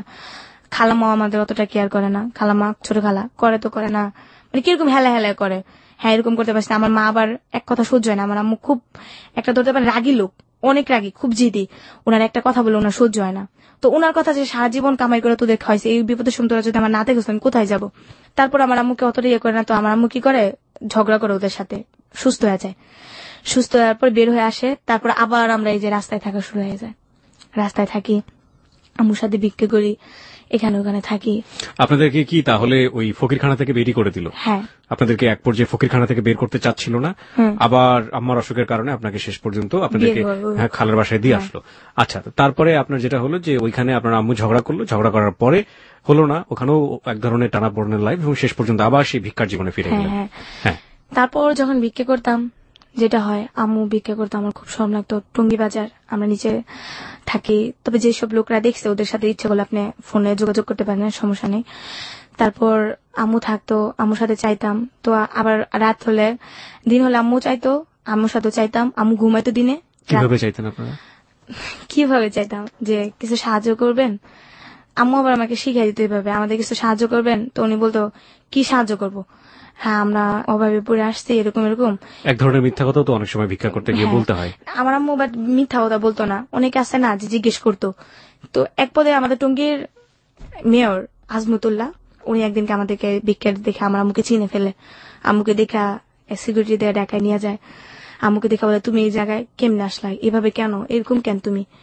তো উনি দেখে আম্মু এগুলা বলে। আম্মু আবার এক পর্যায়ে তুই করে বলে, দেখতেছ না তোদের কারণে আমাদের এখানে, মানে আম্মু এক পর্যায়ে ওদেরকে কেমন জানি, আমি চিন্তা করতেছি একটা মেয়র যেটাকে বলে চেয়ারম্যান, উনি আম্মুর সাথে এইভাবে কথা বলতেছে, আম্মু এইভাবে কথা বলতেছে, একটা অবাকের বিষয় না? তারপর দেখলাম একসময় আম্মুকে বলার পর আম্মুকে বলে হ্যাঁ তোদেরকে আমি হেল্প করবো, কিছু টাকা দেবো। তখন আমাদের কি করে 500 টাকা দেয়। তারপর বলো অমুক দিন আসবি, তোদেরকে আমি একটা রুম নিয়ে দেবো, তোদেরকে হেল্প করবো। তারপর যেটা হয়, একদিন বৃষ্টির সময়, খুব বৃষ্টি, মানে এতটাই বৃষ্টি, আমি আর আম্মু বসে থাকি। বৃষ্টির সময় থাকতেন কই আপনারা যখন ভিক্ষাটা করতেন? সারাদিন আমরা জায়গায় জায়গায় গিয়ে ভিক্ষা করতাম। উত্তরা, নিউজপাড়া, টঙ্গী, এগুলাতে ভিক্ষা করতাম। বেশিরভাগই উত্তরা যেতাম, কারণ উত্তরা আমি না টঙ্গীতে করতাম না, কারণ আমার কিছু বান্ধবী ছিল যেটা নিউজপাড়া। আমার আম্মুর সাথে চাইতে সময় আমার খালামার বাসায় যখন যাইতাম না, তখন আমার বান্ধবীগুলো আমি দেখতাম না, ওরা যখন মার্কেট করতে আসতো না, রাতে আমার দেখতাম আমি ভিক্ষা করতেছি না, দেখলে না ওরা আমাকে পরে শরম দিত, তুই ভিক্ষা করস, তোদের সাথে আমি কথা বলবো না, তোদের সাথে দেখতে আমার মানে আমাকে শরম দিত এক পর্যায়ে। আমি খুব শরম পাইতাম, এই জন্য আম্মুরে নিয়ে আমি দূরে দূরে যেতাম, দূরে দূরে ভিক্ষা করতাম আমরা, কিন্তু কাছে করতাম না। তারপর রাত্রে শুয়ে থাকতাম আম্মুরে নিয়ে। তো এক সময় দেখা যায় শুয়ে থাকতেন টঙ্গী বাজার, বাজারের মধ্যে। হ্যাঁ বাজারের মধ্যে শুয়ে থাকতাম। সমস্যা হতো না কোনো? আসলে একটা যুবতী মেয়ে, যুবতীও না, একটা ছোট মেয়ে বলতে পারেন, তখন আমি সাবালিকা হইনি যেটাকে বলে। দেখা গেছে একসময় শুয়ে থাকতাম। একদিন যেটা হয়েছে, তখন আমের সিজন, তখন আমরা চাইতে গিয়ে প্রায় অনেক আম পাইছি, আমাদেরকে অনেক আম দিছে। তো তো আমুরে বলতেছি এই আমগুলো পুচা যাবো গা, কি করবো? তো অফিসে গার্মেন্টস লোক আসছে না, তো আম্মুর আমি বলতেছি আম্মু এই আমগুলো আমরা এক কাজ করতে পারি যে আমি বিক্রি করি, কিছু টাকা হইলো কিন্তু আমরা খাইতে পারবো দুপুরে। কয় কি করবা? আমি তুমি তো রাত্রে ঘুমাও না, তুমি এখানে শুয়ে থাকো, আমি তোমার এখানে বসে বসে আম বিক্রি করি। তা আম্মু আবার আমাকে খুব কেয়ার করতো, মানে কোথাও যাইতে দিত না, মানে যাইতেই হলে না আম্মুর পারমিশন নিত আর আম্মুর সাথে যেত, জি। বলতো যে পোলাপান ভালো। আম্মু আমাকে অনেক বুঝাইতো। আর আমার আম্মু কি করতো জানেন, আমরা যে লাইব্রেরি গুলাতে বিক্রি করতে চাইতাম না, লাইব্রেরি দোকানটা না আমার আম্মু চায় নিত, আমাকে একটা বই দিবেন আদর্শ লিপির বই, আমাকে একটা কলম দিবেন, আমার মেয়েটাকে আমি পড়াবো। আর আরবি দোকানে যাও বলতো যে আমাদের একটা কায়দা দিবেন, আমার মেয়েটা আমি পড়াবো। তো আমার আম্মু আমাকে যখন রাত্রে আমরা অনেকটা সময় দোকান বন্ধ হয়ে যায় না, তখন আমার আম্মুকে দেখে দেখে আমাকে পড়াইতো, আমিও পড়াশোনায় মনোযোগ দিতাম, আম্মু পড়াইতো আমিও পড়তাম, আম্মু হাতে লেখা শিখাইতো। সারাদিন ভিক্ষা করতেন আর রাতের বেলায় চাওয়া বইগুলো নিয়ে আপনাকে পড়াইতো। তো আমার আম্মু বলতেছো তুমি আম্মু ব্যস্ত, তুমি এই পড়াগুলো মুখস্থ করো, আমি একটু ঘুমাই, রাত্রে আবার ঘুমাইতে হয়। তো আমি আম্মু শুয়ে আসতে আমি আম বিক্রি করতেছি, তো এক গার্মেন্টসের লোকরা আবার কিনতাম, তখন আমি দাম বেশি ছিল, গার্মেন্টসের লোক দেখা যাচ্ছে 10 টাকা 20 টাকা দিয়ে কিনে নিত, তো আমাদের 50 টাকা। আমগুলো পেয়েছিলেন কিভাবে? এগুলো বিক্রি করা চাইতাম আমার আরো দোকানে গিয়ে চাইতেন? হ্যাঁ, আরো দোকানে চাইলে না আবার ওরা দিত, দিলে দেখা গেছে অনেকগুলো আম দিত, যেগুলো খাইতাম তো খাইতাম, আর যেগুলো থাকতো ভালো ভালো ওগুলো বিক্রি করতাম। আচ্ছা, বিক্রি করা তারপর যেটা হইতো যে ওরা এগুলা কিনা আমাদের প্রায় প্রতিদিন না হলেও 60 টাকা 70 টাকা এরকম হইতো। তো হইলে আম্মু আর আমি ওইগুলা দিয়ে দিনে হয়ে যেত। তো ওই দিনকা পড়াশোনা মানে অনেকটা পড়লাম, পড়ার পর আম্মুকে আম্মু ঘুমে ধরছে, আমি ঘুমামো, তো আম্মু আবার সজাগ হয়ে গেল, আম্মু শুয়ে রয়েছে। তো ওই দিনটা যেমন আম্মু ভিতরের দিকে শুই নেই, আমি শুয়েছি বাইরের দিকে, আম্মু শুয়েছে ভিতরের দিকে, ঠিক আছে। তো ওই দিনকে একটা লোক, ওটা উনি কলা বিক্রি করে, তো ওই দিনকা আমি শুয়ে আছি, যেমন বুঝতেই পারেন একটা শুয়া কিরকম, আমি সোজা হয়ে শুয়ে আছি। তো উনি আমাকে কি করে যাওয়ার সময় টাচ করে, সেটা বলে অনেক মানে প্রচন্ড আকারে টাচ করে। একবার করে আমি সেটা বুঝতে পারিনি, 2-3 বার করে আমি ফালতা ঘুমিতে উঠি। তো আম্মুকে বলি আম্মু লোকটা দেখে লোকটা চলে যায়। তো চলে যাওয়ার পর আম্মুকে বলি যে আম্মু এমন এমন সে আমাকে টাচ করছে। তো আম্মু আর জিনিসটা করে নাকি, আম্মু বলতেছে যে থাক এবারতে তুমি ভিতরে যাবে। আম্মু আর সারা রাত ঘুমায়নি ওই দিনকার পর থেকে আর কি, আম্মু জায়গায় থাকে, আমি ঘুমাই আম্মু জায়গায় থাকে, আম্মু দিনে ঘুমায় আর রাত্রে আমি ঘুমাই আম্মু জায়গায় থাকে, ওই যে আমাকে করতে হয়। তো এরকম প্রায় অনেকদিন যায়। আর আমার আম্মু একটা কি জানেন, দেখা গেছে আমরা শুয়ে থাকলে মানে যে একটা চকিতে মানুষের যে জিনিস বিক্রি করে না, ওই জায়গায় শুয়ে থাকলে আম্মু ওইখানে কেউ বসতে দিত না। অনেক ছেলেরা আসলে বসা আমাদের দেখা গেছে গায়ে টাচ করে, এগুলো আম্মু বসতে দিত না, ওই জায়গায় আম্মু বসে থাকতো, অন্য কেউ বসতে দিত না। আমি আর আমার আম্মু শুয়ে থাকতাম, আমি রাত্রে ঘুমাইতাম, আম্মু উঠা যেত। আবার আম্মু কি করতো, যখন আমি ঘুমাই যেতাম না ভোরবেলা আমি উঠা যেতাম, আম্মু আবার শুইতো, শোয়ার পর আবার এরকম করতাম। তো এরকম করতে করতে একদিন যায়, তো একদিন কি হয় আমি নদীতে গোসল করতে যাই। তো আমরা রাত্রে কি করি, যেটা হয় আমরা তো এক কাপড় 2-3 দিন পুরা থাকতে হয়, কাপড় চোপড় পাল্টানোর মতো কোনো কাপড় চোপড় নাই আমাদের। ও এর ভিতরে একটা ঈদ আইসা পড়ে, তো আমার ঈদের ভিতরে কেউ কাপড় চোপড় দেয় না, অনেক তো আম্মু বলে যে আমার তো আর এরকম সামর্থ্য নাই তোমার কাপড় দেবো, চল আমরা কাপড়ের দোকান থেকে কিছু চাই, আর তোমার তো ঈদটা করাইতে হইব, দেখি তোমার কোনো কাপড় চোপড় ব্যবস্থা করতে পারিনি। আমি আচ্ছা, পরে আমি কাঁদতেছি, আমার কাপড় চোপড় চামড়াইতে হয়ে গেছে, আমি কাপড় চোপড় পাইনি, সবাই পরবো আমি পরবো না, আমি আমার কাপড় চোপড় দিতে হইব, তুমি বাইরের কাছে যাও গিয়া কম আমার কাপড় চোপড় দিতে, কিন্তু কেউ আমার অতটা হেল্প করতো না। তারপর যেটা হয় আমি মার্কেটে আমরা চাইতাম, মার্কেটে আমার থেকে ওইখান থেকে ড্রেস আপ দিত, এক সেট ড্রেস আপ দিলে তো ড্রেস আপ পিন্ধা যাইতাম। ঈদের দিন আমার খুব ভালো লাগতো ঈদের দিন, কিন্তু আমাকে বকশিস কেউ দিত না, যে সালামি যেটা ওটা কেউ দিত না, আমার আম্মুকে সালাম করতাম, আম্মু তো এমনি আমাকে 20 টাকা 30 টাকা খাইতে দিত, তারপর ওই দিনকে সালাম করলে 20 টাকা 30 টাকা দিত। ওই দিনকে আম্মু আমার কাছে হাতে রাখতো না, ওই দিনকে আম্মু কোথাও বসে থাকতো, আমি দিন সারাদিন ঘুরতাম আমাদের এলাকা দেয়া যেটা নিউজপাড়া ঘুরতাম। তো ওই দিনকে কি হয়, এক রোজারি আমার খালাতো বোনেরা দুলাভাইরে সালাম করে, তো আমার দুলাভাই ওদেরকে 30 টাকা করে দেয়, 60 টাকা দেয়। তো ওরা বলে আব্বু আমি যাই। তো এই জিনিসটা দেখে আমার খুব কষ্ট হয় যে আজকে আমার বাবা থাকলে হয়তো ওইভাবে বলতে পারতাম। তখনও কি আপনি জানেন যে আপনার বাবা উনি? না, আমার আম্মু বললে আসতে যে আমার বাবা নাই, তখনও বলেনি আপনাকে আপনার বাবা নাই? ওকে। আর আরেকটা জিনিস যেটা সেটা হচ্ছে যে আপনার এলাকাতে তো সবাই মোটামুটি আপনার আত্মীয় স্বজন জানতো যে আপনারা ভিক্ষা করে। হ্যাঁ সবাই জানে, এলাকা সবাই জানে, এভরিবডি জানে। হ্যাঁ সবাই জানে। তারপর যেটা হয় যে আমি এই ভিক্ষা করার ভাগ্নিগুলো আমাকে নিয়ে যায় না ঘুরতে, যে ওরা ভিক্ষা করে, ওরা দেখলে পরে আমাদের মান সম্মান সবাই দূর দূর করে তাড়িয়ে দিত। এটাও কি 2005 সালেরই ঘটনা? হ্যাঁ 2005 রয়েছে আমরা এখন পর্যন্ত। ওকে, হ্যাঁ তারপর? তো এই জিনিসটা দেখে আমার খুব কষ্ট লাগে যে আজকে যদি আমার বাবা থাকতো তো আমার বাবা আমার বলতো যে আম্মু নাও বকশিস, যাও ঘুরে আসো। তারপর আমি আমার বান্ধবীর সাথে, আমার কিছু বান্ধবী ছিল এমনিতে কথাবার্তা বলতাম, ওদের সাথে ঘুরতে মুড়তে যা, আবার রাত্রেবেলা আইসা বসছে আম্মুর কাছে, আইসা আবার আমরা রাস্তায় থাকি। দিনের বেলা আবার পোলাও মাংস যাই খাইছি, আমার খালামার বাসায় খাইছি, মামির বাসায় খাইছি, ওইখান থেকে আবার প্যাকেট করে দিছে, পলিথিন করে দিছে আমার আম্মুর লেগে লয়ে গেছি। তো আমার আম্মু আবার কি গরু মাংস খায় না, কারণ গরু মাংসের ভিতরে নাকি আম্মুর কি মিশাই দিছে, এরপর থেকে গরু মাংস আম্মু খায় না। তো আম্মু পোলাও একটু হলে খাইছে, খাওয়ার পর আর খায়নি, তো ওইগুলো আমি খাইছি। প্রায় একটু বড় হলাম, 2007 সালের ঘটনা। বউবাজার আমরা বিক্রি করতাম, তো একটা যেটা বলে খ্রিস্টান স্কুল, চায়নার কোরিয়ানের মেয়েরা আছে না, তো ওইখান থেকে ওই মেয়েরা যেমন একটা স্কুল দিছে, ওনাদেরকে গরিব দুঃখী মানুষদেরকে খাওয়ায় এবং ওইখানে পড়ায়। তো ওইখান থেকে একটা লোক আমরা চাইতে গেছি, তো ওই লোকটা আমার আম্মুরে বলতেছে, তুমি কি করো, তুমি পড়াশোনা করো? আমি বলি না, আমি পড়াশোনা করি না। পরে বলতেছে, পড়াশোনা করো না? আমি বলি না। পরে আমার আম্মুকে বলতেছে, আপনি মেয়েকে পড়াশোনা করাবেন? তো আমার আম্মু বলতেছে, আমাদের গরিবের আর পড়াশোনা, খাইতেই পারি না আর পড়াশোনা। তো বলতেছে, আপনি মেয়েকে যদি পড়াশোনা করেন তবে আমি কিছু হেল্প করতে পারি। পরে বলতেছে কি হেল্প? পরে স্কুলটার কথা বললো, স্কুলটা আমাদের এলাকার ভিতরে নিরসপাড়ার দিকে। তো আমরা বললাম হ্যাঁ। তো আমিও রাজি হইলাম। আম্মু প্রথমে রাজি হয়নি যে পড়ালেখা করলে আমার চাইবো কে, খামু কেমনি, এগুলা বললো। তো তারপর আমি বললাম না, আমি পড়বো, আমার অনেক ইচ্ছা। যখন স্কুলে মেয়েরা যায় না ভাইয়া, তখন খালি মনে হয় যে আমি যদি পড়তে পারতাম, যদি খালি একটু পড়তে পারতাম, আমিও তো একটা মানে স্কুলে ব্যাগ নিয়ে যেতাম, স্কুলের পোশাক পরতাম, এগুলো খালি মনে হইতো আর কষ্ট লাগতো। তো আমি বলছি না, আমি পড়বো। তা আম্মু গায়ে আচ্ছা ঠিক আছে পড়, সমস্যা নেই। তো ওইখানে পড়তে যেতাম। প্রথমে আমাকে কি করলো, আমাকে বলছেন কোন পর্যন্ত পড়ছি, আমি বলছি ওই যে 3 পর্যন্ত পড়ছি। আমি ওখানে 4 আমাকে নিল, ইন্টারভিউ যেটাকে বলে 4 নিল। তো 4 আমি টিকে গেলাম। এটা কি খ্রিস্টান মিশনারি স্কুল? হ্যাঁ, কিন্তু ওইখানে ধর্ম বই আমাদের পড়ায় না, আমাদের মুসলমানের যে ধর্ম বইটা ওটা পড়ায় না, এছাড়া সব পড়ায়, বাট ইংলিশ যেগুলো আছে সবই পড়ায়। ওকে, এখানে আপনাকে কে দিল ভর্তি করে? একটা টিচার আর কি, ওখানকারই একজন টিচার। হ্যাঁ। ওকে, হ্যাঁ। তারপর ওনারা আর কি টুকাই ছেলেদেরকে নিয়ে মেয়েদেরকে নিয়ে ওখানে পড়াশোনা করায় আর কি। তো ওখানে আমাকে ইন্টারভিউ নেওয়া হয়, তো আমি টিকে গেলাম। নেওয়ার পর আমাকে 4 ভর্তি করানো হয়।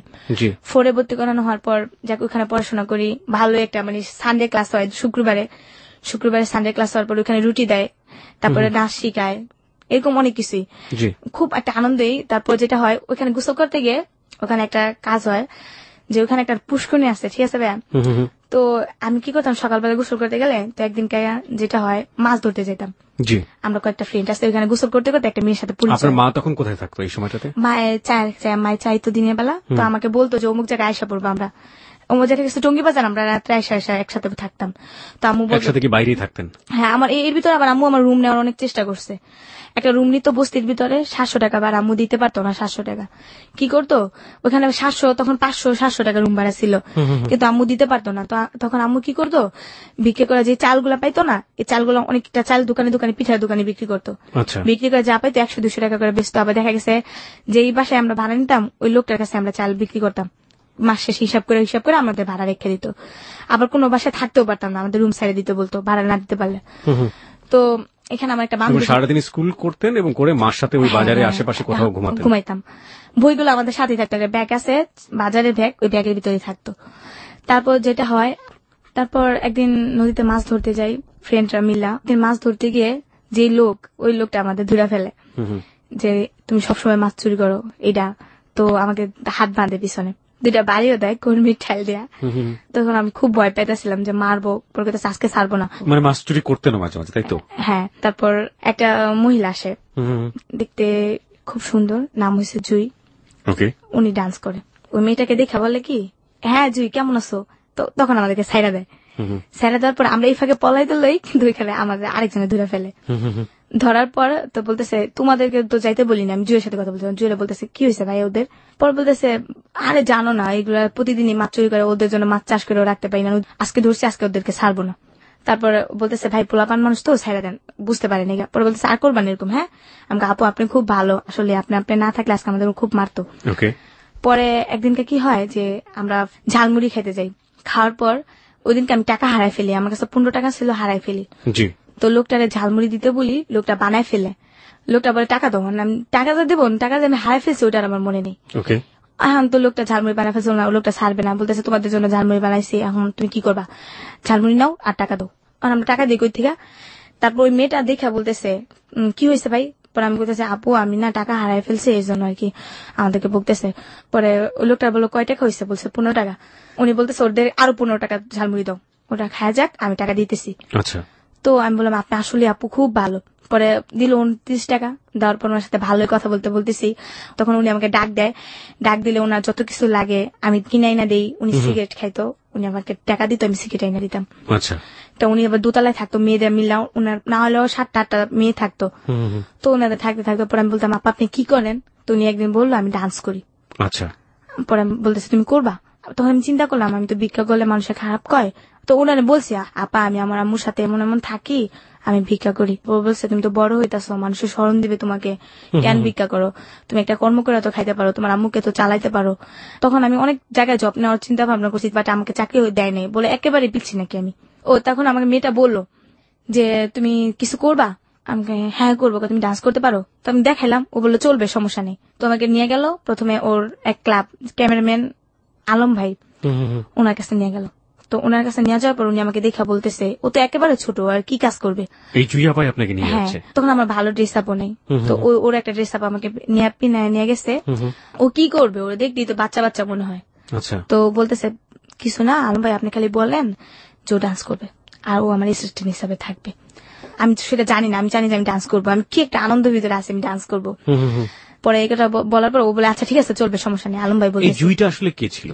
ওই ডান্স করতো। সেটা ঠিক আছে, কিন্তু ডান্স যেহেতু করতে সেজন্য জিজ্ঞেস করেছি জুইটা আসলে কে ছিল, আমরা কি তাকে চিনি? না না, ও অতটা উজ্জ্বলতা না, অতটা মানে পরিচিতও না। হ্যাঁ, মানে শুধু ডান্স করতো? শুধু ডান্স করতো। উনি ডান্স কোথায় করতো, মানে কাউকে শেখাতো নাকি কোনো সিনেমাতে করতো নাকি? না সিনেমাতে না, দেখা গেছে বিভিন্ন ধরনের বিচিত্র অনুষ্ঠান যেটাকে বলে, বিয়ে বাড়ির অনুষ্ঠান, যাত্রা, মানে মানুষের বিভিন্ন জায়গায় গিয়ে যে নাচাগুলো করা হয় অনুষ্ঠানগুলোতে ও নাচতো। হ্যাঁ। আচ্ছা ঠিক আছে। তারপর ওখানে আমার নিয়ে যায় অতি ফাস্ট। আচ্ছা। তো তখন আমি যাই রাজশাহী দুর্গাপুর একটা জায়গায় যাই। তো ওরা সবাই আর কি মেকআপ করার পর তো ওরা স্টেজে যায়, তখন আর আমাকে মেকআপ করায় না। তো আমি চিন্তা করতেছি যে ওরা মেকআপ করছে, আমিও তো নাচবো, তো আমাকে মেকআপ করায় না কেন? পরে ওদের নাচতেছে, তো আমি বলছি জুয়াপা আমি কি ডান্স করবো না? হ্যাঁ করবি, তুমি আজকে না কালকে করবা। তো কালকেও আসলো, কালকেও না। আমি জিজ্ঞেস করার আগেই না, যে মালিকের আন্ডারে আমরা গেছি, তো ওই লোকটা বলতেছে তোমার রান্না করা লাগবে। তা আমি তো রান্না করতে পারি না, যে বড় বড় পাতিল, এর ভিতরে কিন্তু আমি কিন্তু পলাই গেছি, আমার আম্মু কিন্তু আমাকে বিস্তারিতেছে, পাগল হয়ে গেছে, আমি বিস্তারিতেছে আমার আম্মুকে। আচ্ছা একটা জিনিস সেটা হচ্ছে যে প্রথমত আপনি আপনার আম্মুকে বলে যাননি এরকম একটা বয়সে, আরেকটা ব্যাপার সেটা হচ্ছে যে আপনি কি নাচ করবেন না, এটা যে আপনি জুইকে জিজ্ঞেস করছিলেন, আপনি কি সেই সময় নাচ শিখেছেন? এই টিভিতে দেখতাম মানুষের ডান্স করতো, মানে একটা ছোট বয়স, আমি পারি আর না পারি আমি স্টেজে নাচবো, আনন্দ একটা অন্যরকম ছিল। ওকে হ্যাঁ, তারপর ওই মালিক বলতেছে তোমার রান্না করা লাগবে। তো আমি বলতেছি আমি তো রান্না করতে পারি না, আমি কিভাবে রান্না করব?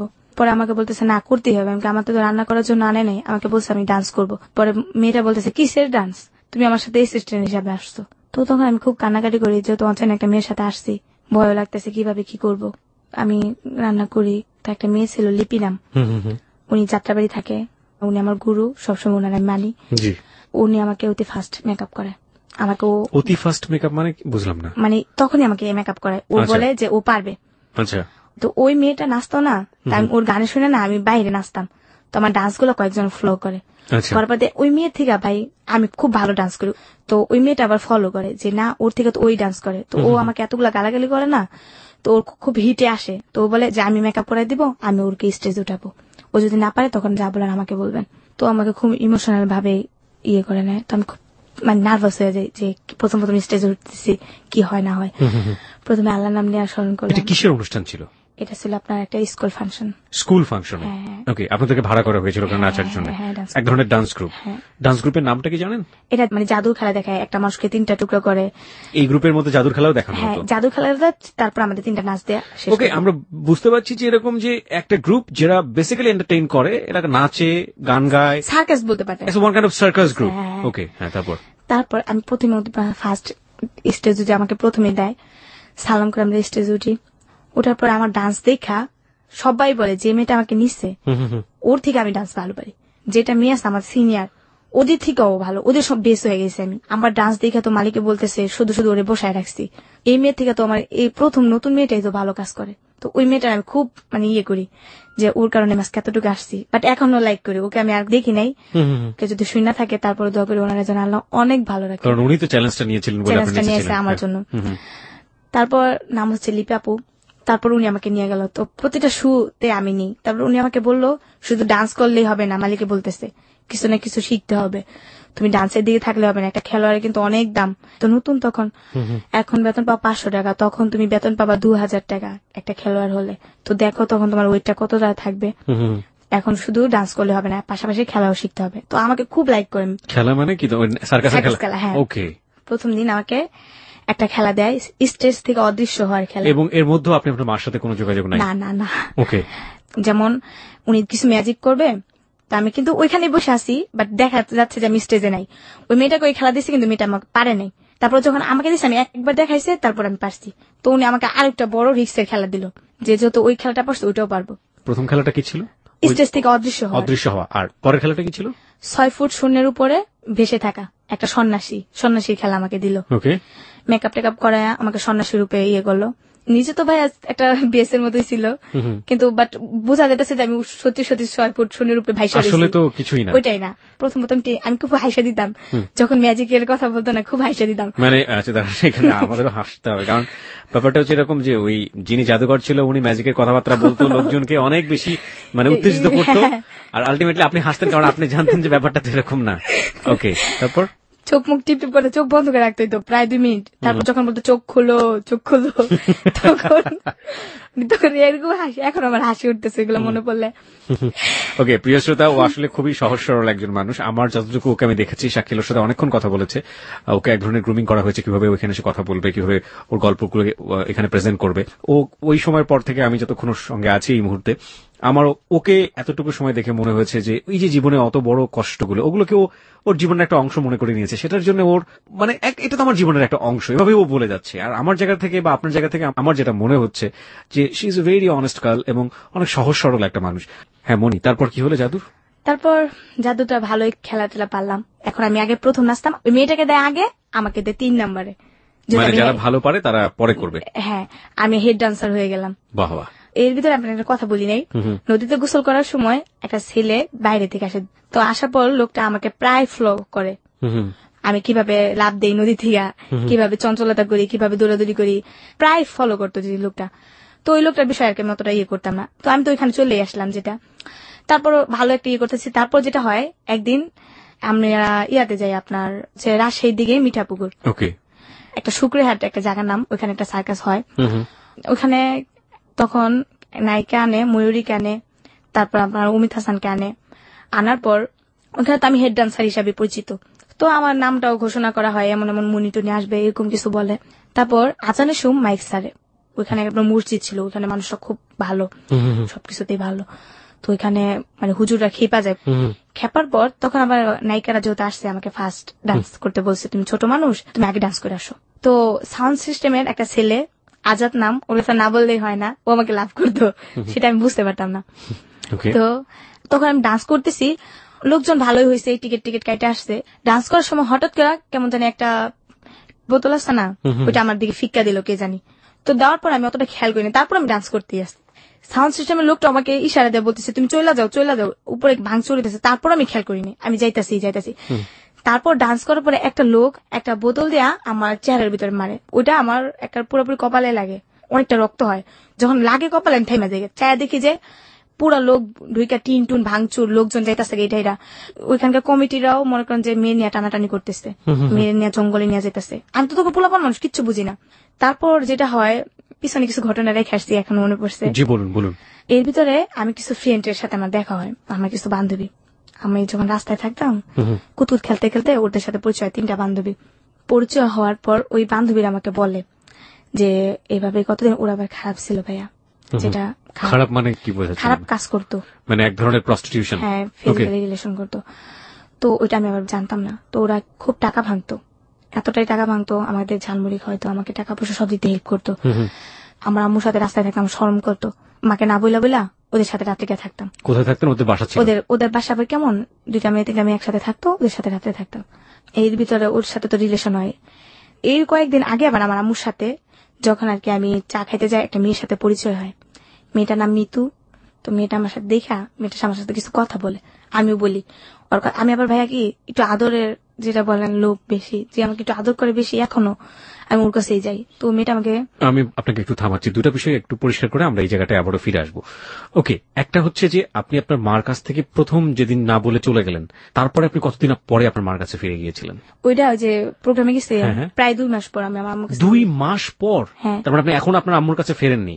এই যে না। গল্প বলছেন তার মধ্যে এইসব ঘটনা ঘটে যাচ্ছে, আপনি হ্যাঁ। এখনো ফেরেননি আপনার মার না কাছে? মানে আমি তো প্রোগ্রামে তো গেছি, এগুলো হচ্ছে পিসের ঘটনা, তখন আম্মুর কাছেই থাকি। পিছের ঘটনা আপনি যেটা বলছেন সে জায়গাটা আমরা যাবো। হ্যাঁ। আমি একটু প্রোগ্রাম থেকে আপনার মার কাছে ফিরতে চাই। আপনার মা তখন আপনাকে কি রিয়াকশনটা করলো ওটা জানাটা জরুরি, 1।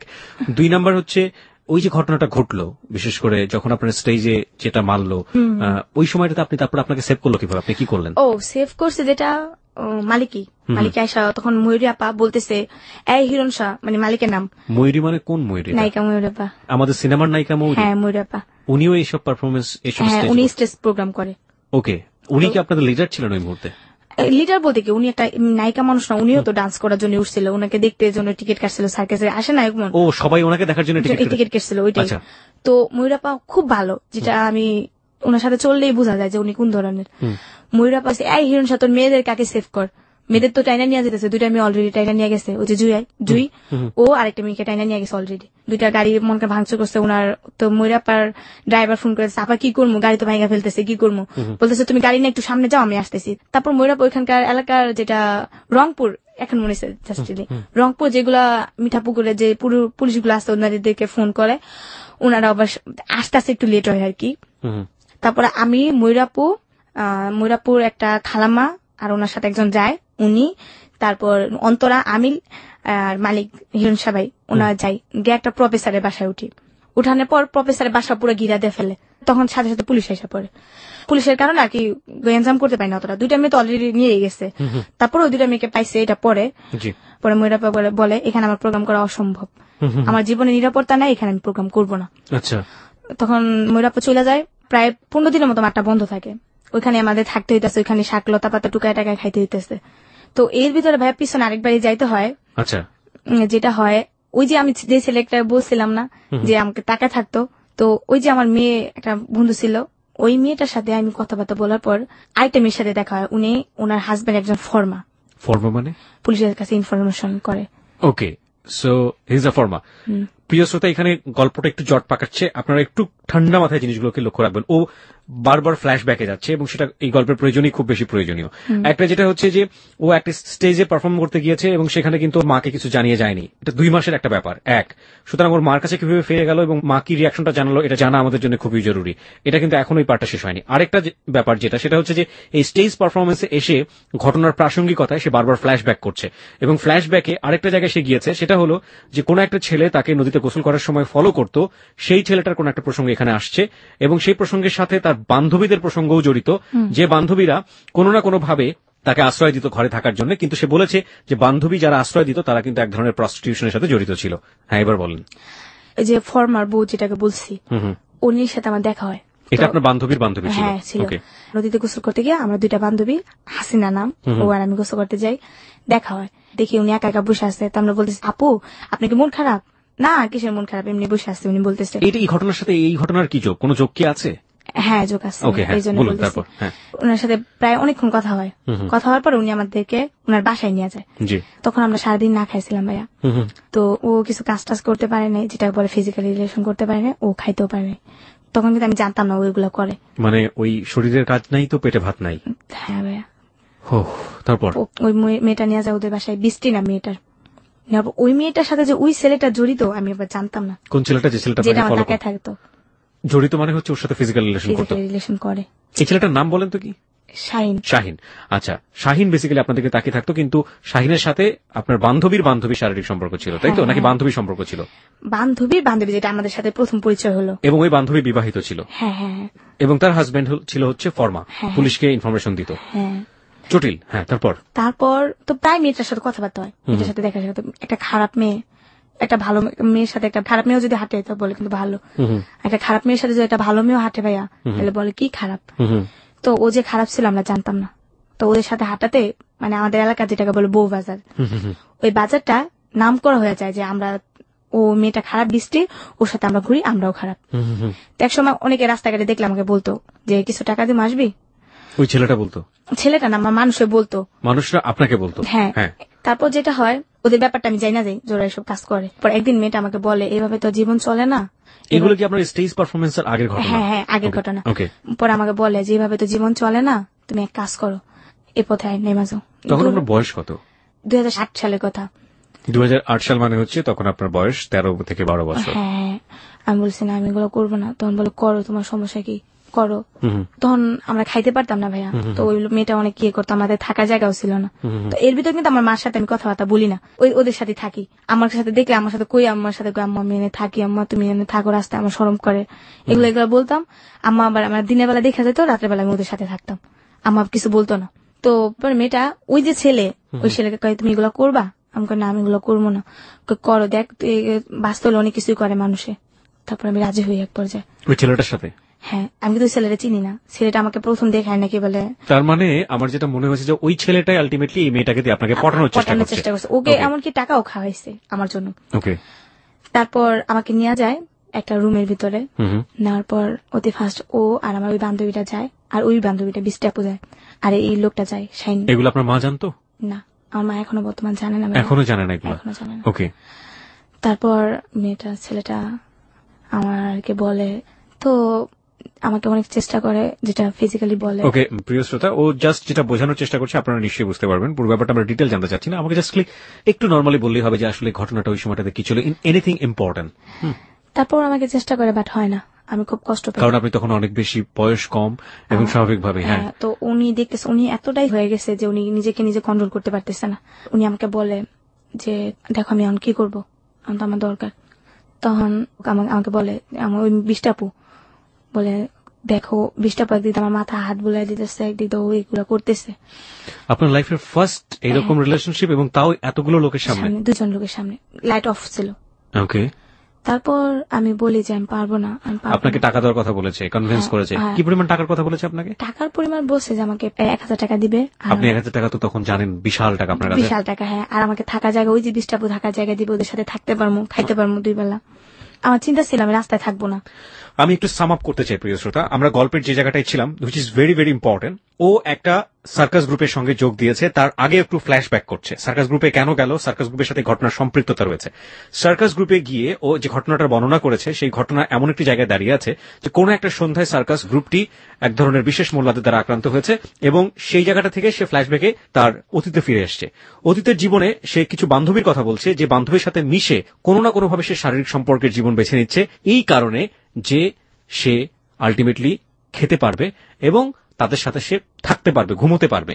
কারণ তার মার সাথে যদি তাকে থাকতে হয় তাহলে বাইরে থাকতে হবে, কারণ সে এখন একটু বড় হয়ে গেছে এবং সে চায় না বাইরে থাকতে।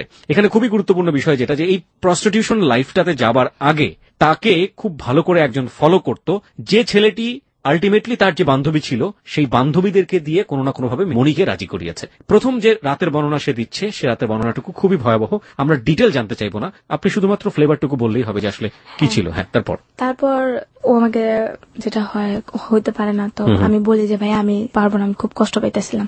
অনেক দেখতে কি মানে বয়স হচ্ছিল? না ভাইয়া, বয়স বেশি না, 28 বছর। 28 বছর, আর আপনি তখন 12 বছর। হ্যাঁ, তখন আবার ওর মানি ব্যাগে বাইরে থেকে আসছে প্রায় 10-20 হাজার টাকা ছিল। বাইরে থেকে আসছে মানে দেশের বাইরে থেকে আসছে? দুবাই থেকে আসছে। ওই যে হাসিনা বলছে, ও কি করছে, ওর মানি ব্যাগ থেকে 1000 টাকা চুরি করছে। তো আমরা তো আইসা পড়ছিলাম, 20 টাকা বলছে আমাদের ঘরে জায়গা দিবে না। কেন? কারণ এটা আমি থাকি নাই। ওকে। তো আমরা রাত্রে কই যাবো, তখন কি করলাম আমরা, মানে কি হাসিনাও বের করে দিয়েছে আপনার সঙ্গে? আমাকে দুজনে। তখন আমরা 7 দিন না খাওয়াছিলাম, তো আমাকে এক হোটেলে নিয়ে গেল। আমার বলে কি খাবি বল, আমাকে কি খাবো মানে, তুই এত বড় হোটেলে ঢুকছস, তুই না টাকা দিতে পারলাম কিন্তু বাইরে তুই। তখন আমি কাঁদতেছিলাম একটু একটু, আমার মনটা খুব খারাপ ছিল। তো বলতেছে কি খাবি বল, আমরা তো সারাদিন না খাইছিলাম, কি খাবি বল। আমি খাইতে পারবো না, কিছু খাবো না। আমি তুই টাকা পাবি কই, তুই খাস না রে ভাই, তুই অর্ডার দে, আমি তোরে বলতেছি। তো আমরা খিদার টাইমে অনেক কিছু অর্ডার দিলাম, ওইদিনকে পেট ভরা খাইছি, জীবনে প্রথম খাইলাম মনে হইতেছে। তারপর খাওয়া দাওয়া করার পর আমি টাকা দেওয়ার সময় থেকে ওর কাছে 1000 টাকার নোট, এটাও চুরি করেছে? ও চুরি করছে, কিন্তু তখন ও আমাকে বলে নাই যে আমি টাকা চুরি করছি। বুঝতে পেরেছি। তারপর আমি বললাম, হাসি ক সত্য করে তুই টাকাটা করতে পাইছিস? পরে কথা, টাকাটা আমি এমন ওই জায়গা থেকে চুরি করছি। তারপরে তো আমরা ভয় পেয়ে গেছি, যদি লোকটা আমাদের ধরে 1000 টাকা কি মুখের কথা, এই যে গেল 1000 টাকা তো ভাঙাভাঙি করলাম। তখন মেয়েটার সাথে আমার কথাবার্তা হয় না।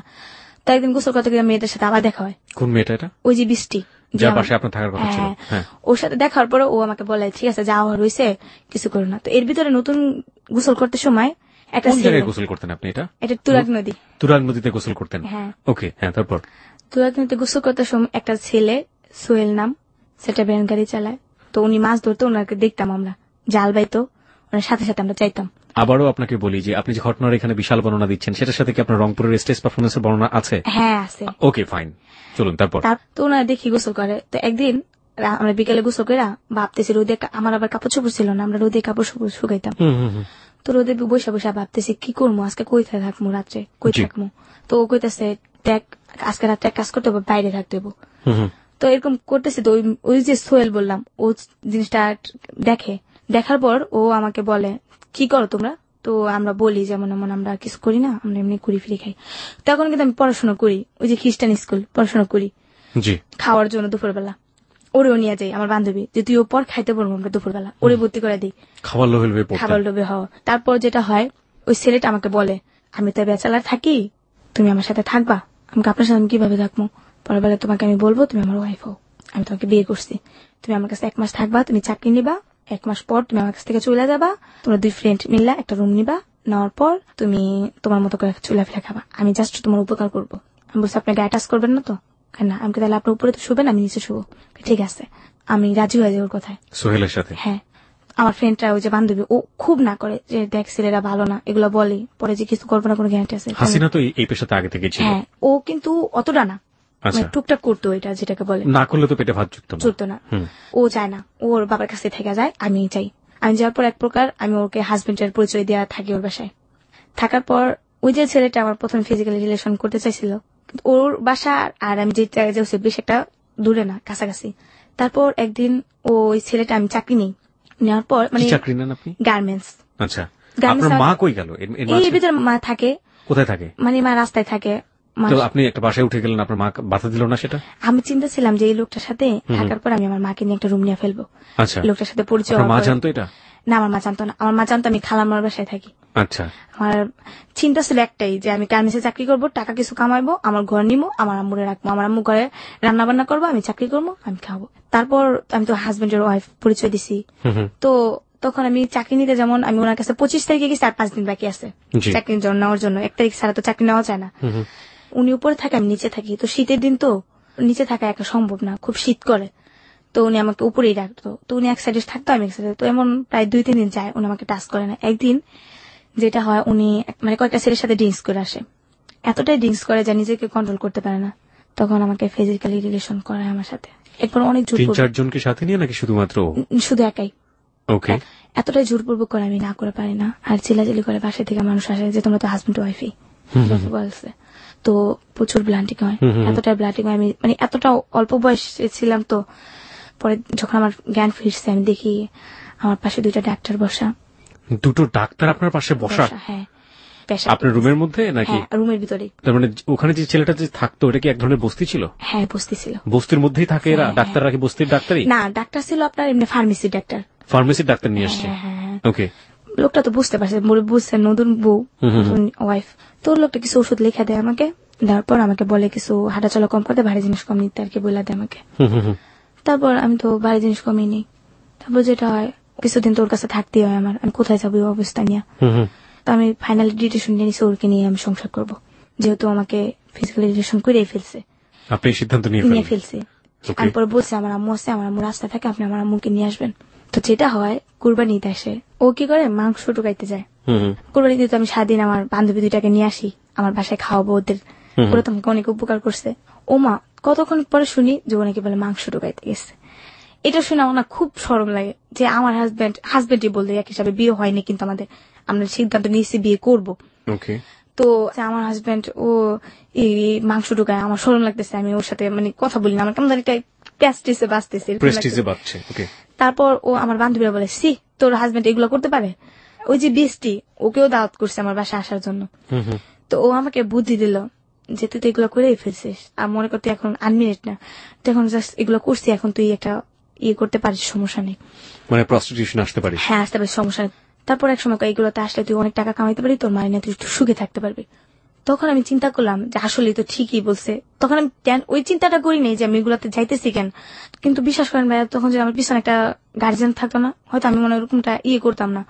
তারপর যেটা হয়, আমি ওই ছেলের সাথে থেকে ওদের সাথে চলে গেলাম, মানে ছেলেকে রেখে আপনি চলে গেলাম। তো ওদের সাথে রাত্রে 11টা-12টা রেল লাইনে বসে বসে ওরা আড্ডা মারতো, ছেলের সাথে আমি বসে থাকতাম, কথাবার্তা বলতাম। তো আমার ভাইয়ের কিছু বন্ধু বান্ধব দেখে ফেলে। আমি একটু আপনাকে থামাচ্ছি জায়গাটায়। আপনারা কিভাবে আপনাদের কাস্টমার বা এই যে ব্যাপারগুলো থাকে এগুলো কালেক্ট করতেন কিভাবে? হ্যাঁ বলতেছি ভাইয়া। জি। তখন কিন্তু আমি এগুলাতে আসিনি, ওই যে করছি তো ওইটাই। তারপর আমার কিছু ভাইয়ের বন্ধু বান্ধব দেখে ফেলে, দেখার পর আমার ভাইয়ের নলেজ যায়। তখন আপনি জাননি ওই জায়গাটাতে, মানে ওদের সাথে বসতেন শুধুমাত্র, কিন্তু আড্ডা চল্লাচ করতাম, কিন্তু কখনো করিনি। আচ্ছা। আমার ভাইয়ের কানে যায় যে তোর বোন রে দেখছো ওই জায়গায়, কি বোন করছো যে এরকম এরকম, ওরে নিয়ে রাখতে পারছ না তোরা, তুই মেয়েটারে খারাপ বানাইতেছিস কেন, ও একটু বলে। তো আমার ভাই আমাকে একদিন রাস্তা থেকে আমাকে বাসায় নিয়ে আসে, নিয়ে আসা বলে তুই আর এখানে থাকবি না, তুই এনে ঘরে পড়াশোনা করবি, তুই বাসায় থাকবি, যাই করি আমি তোরে খামো, তুই বাসায় থাকবি, আমরা 2 ভাই বোন থাকবো। আর মারে নিয়ামো কিছুদিনের ভিতরে, মায়ের আমি 3জনই থাকবো। ভাই এই ডিসিশনটা নিয়ে। মা তখন কই থাকতো? মা রাস্তায় থাকতো। তখনও রাস্তায়? আচ্ছা, মাকে খুঁজে পেতেন? এই যে হ্যাঁ কথা বলতেছি, মা সবসময় এলাকায় আসতেছে, আমরা যে জায়গায় থাকি টঙ্গিতে। মা কি এক জায়গায় থাকতো নাকি বিভিন্ন জায়গায়? সারা জায়গায় ভিক্ষে করে আইসা ওই জায়গায় বসে থাকতো। ওই একই জায়গায় থাকতো? আইসা পর আমরা একসাথে। কোথায় ওই জায়গাটা কোথায়? বউবাজার, নিরুষপাড়া। ওটা কি মানে হাট অথবা বাজার? হাট না, এরকম একটা এলাকা যেটাকে বলে একটা মহল্লা। ওই মহল্লায় কোথায় থাকতো? রাস্তার উপরে? হ্যাঁ রাস্তার ভিতরে একটা দোকানের সামনে বসে থাকতো। ওই একটা দোকানের সামনে সবসময় থাকতো? হ্যাঁ সবসময়। মানে ওখানে গেলেই ওনাকে খুঁজে পেতেন? হ্যাঁ। ওইটা আবার কি ছিল, ওইটা আমার বাবার বাড়ির সামনে। কিন্তু মানে যে বাবা আপনাদেরকে তাড়িয়ে দিল সেই বাবার সামনে আম্মু বসে থাকতো। আর আমার আম্মু কি করতো জানেন, লাডি দিয়ে আমার ওই বাবারে বকতো, আর বাবাই বলতো সবাই আমার আম্মু পাগল। ওই সময় ওখানে বসে বসে আমার আম্মু শুধু দেখতো যে ওর মান সম্মান কিভাবে ক্ষয় করা যায়, আমার আম্মু ওইভাবে করতো। রাস্তায় রেখে রেখে আম্মু ওরে অপমান করতো, রাস্তার ভিতরে দাঁড়া করে লেতো। মানে একটা নেতা মানুষ বুঝেনি তো, একটা রাজনীতির সাথে একটা এক হিসাবে এখন বলতে পারেন একটা কাউন্সিলর উনি একটা। উনি এখন কাউন্সিলর ওখানকার? হ্যাঁ। ওকে। ওনাকে মনে করেন যে রাস্তার ভিতরে ছেড়ে দিয়ে ফেলতো আমার আম্মু। লোকজন যদি জড়ো হয়ে যেত না, যে জিজ্ঞেস করতো কে উনি, পাগল, তার সে গেছে, এগুলো বইলা আইসা পড়তো আমার বাবা।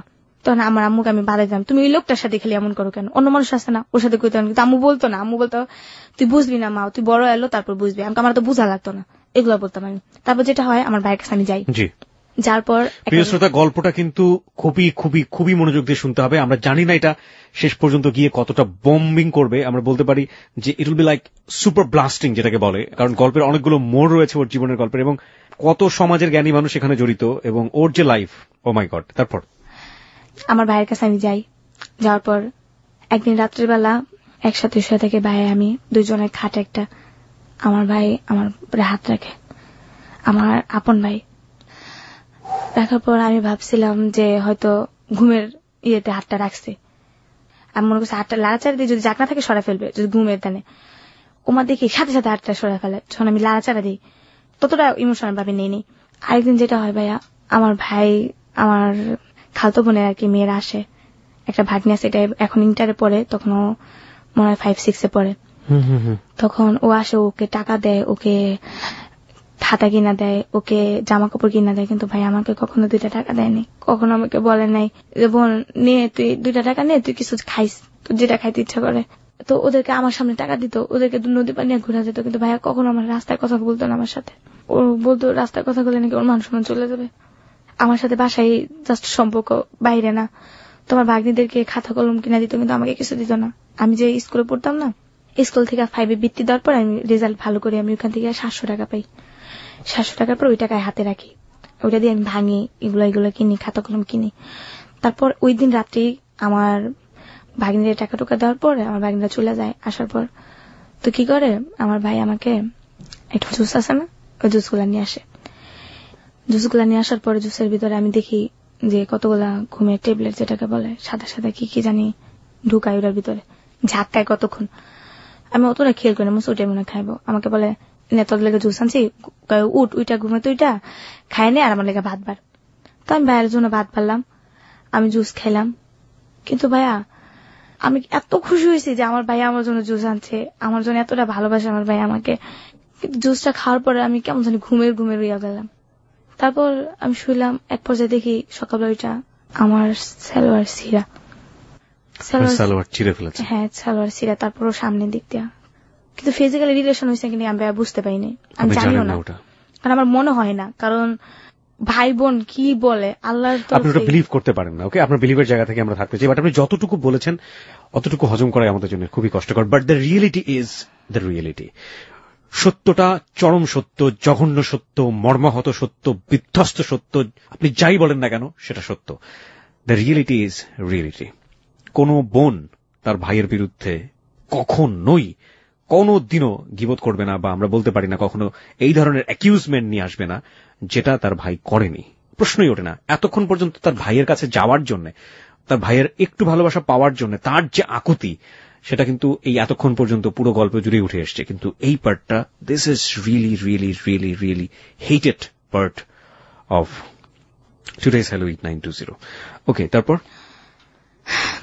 তারপর যেটা হয় ভাইয়া, এগুলা দেখা আমি তারপর মনে করছি হয়তো ঘুমের দেয়, তারপর আমি ইমোশনাল ভাবে নিয়ে নেই, মনে করছি ঘুমের দেয় শিখতে পারে, কারণ আমার তো একটা কাপড় চোপড় বছরের পর বছর সিলা যেতে পারে, কাপড় পচা যেতে পারে।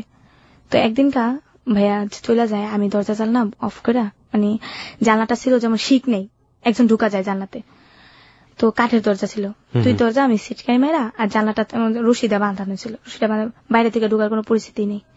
তো ওইখানে আটকে আমি শুয়ে আসছি। তো অর্ধেক রাত্রে আমি ঘুমের থেকে কেমন সজাগ করে দেখি আমার ভাই আমার উপরে, মানে আমার উপরে। তো ভাইয়া তখন আমি কোথায় ছিলাম, আমার পক্ষে যে এটা এতটা গুরুত্ব ভাবে নিমু আমি কিভাবে বলবো ভাই, আমার এতটা কষ্ট লাগছে যে শেষ পর্যন্ত ভাই আমার কাছে এরকম করতে পারলো, এটা মানে কিরকম একটা কষ্টের ভিতরে চলে গেছিলাম আমি। তারপর যেটা হয়, আমি এক ধরনের এরকম করি, তারপর ভাইয়া আস্তে নেমে যায়, তারপর আমিও ভাইয়ারে কিছু বলি না, ভাইয়া আমাকে কিছু বলেন না। মানে এত বেশি লজ্জা পান আপনি যে আপনি ওই সময় রিয়াক্ট করাটারও। ভাইয়া আমি এতটা কান্না করছি, আমার মনে হয় আমার বালিশের যতগুলো তোলা ছিল সবগুলো মনে ভাইয়া চিপড়াইলে মনে পানি পড়তো ভাইয়া, এতটা কান্না করছি যে আল্লাহ কি আমার কপালে এগুলাই রাখছে।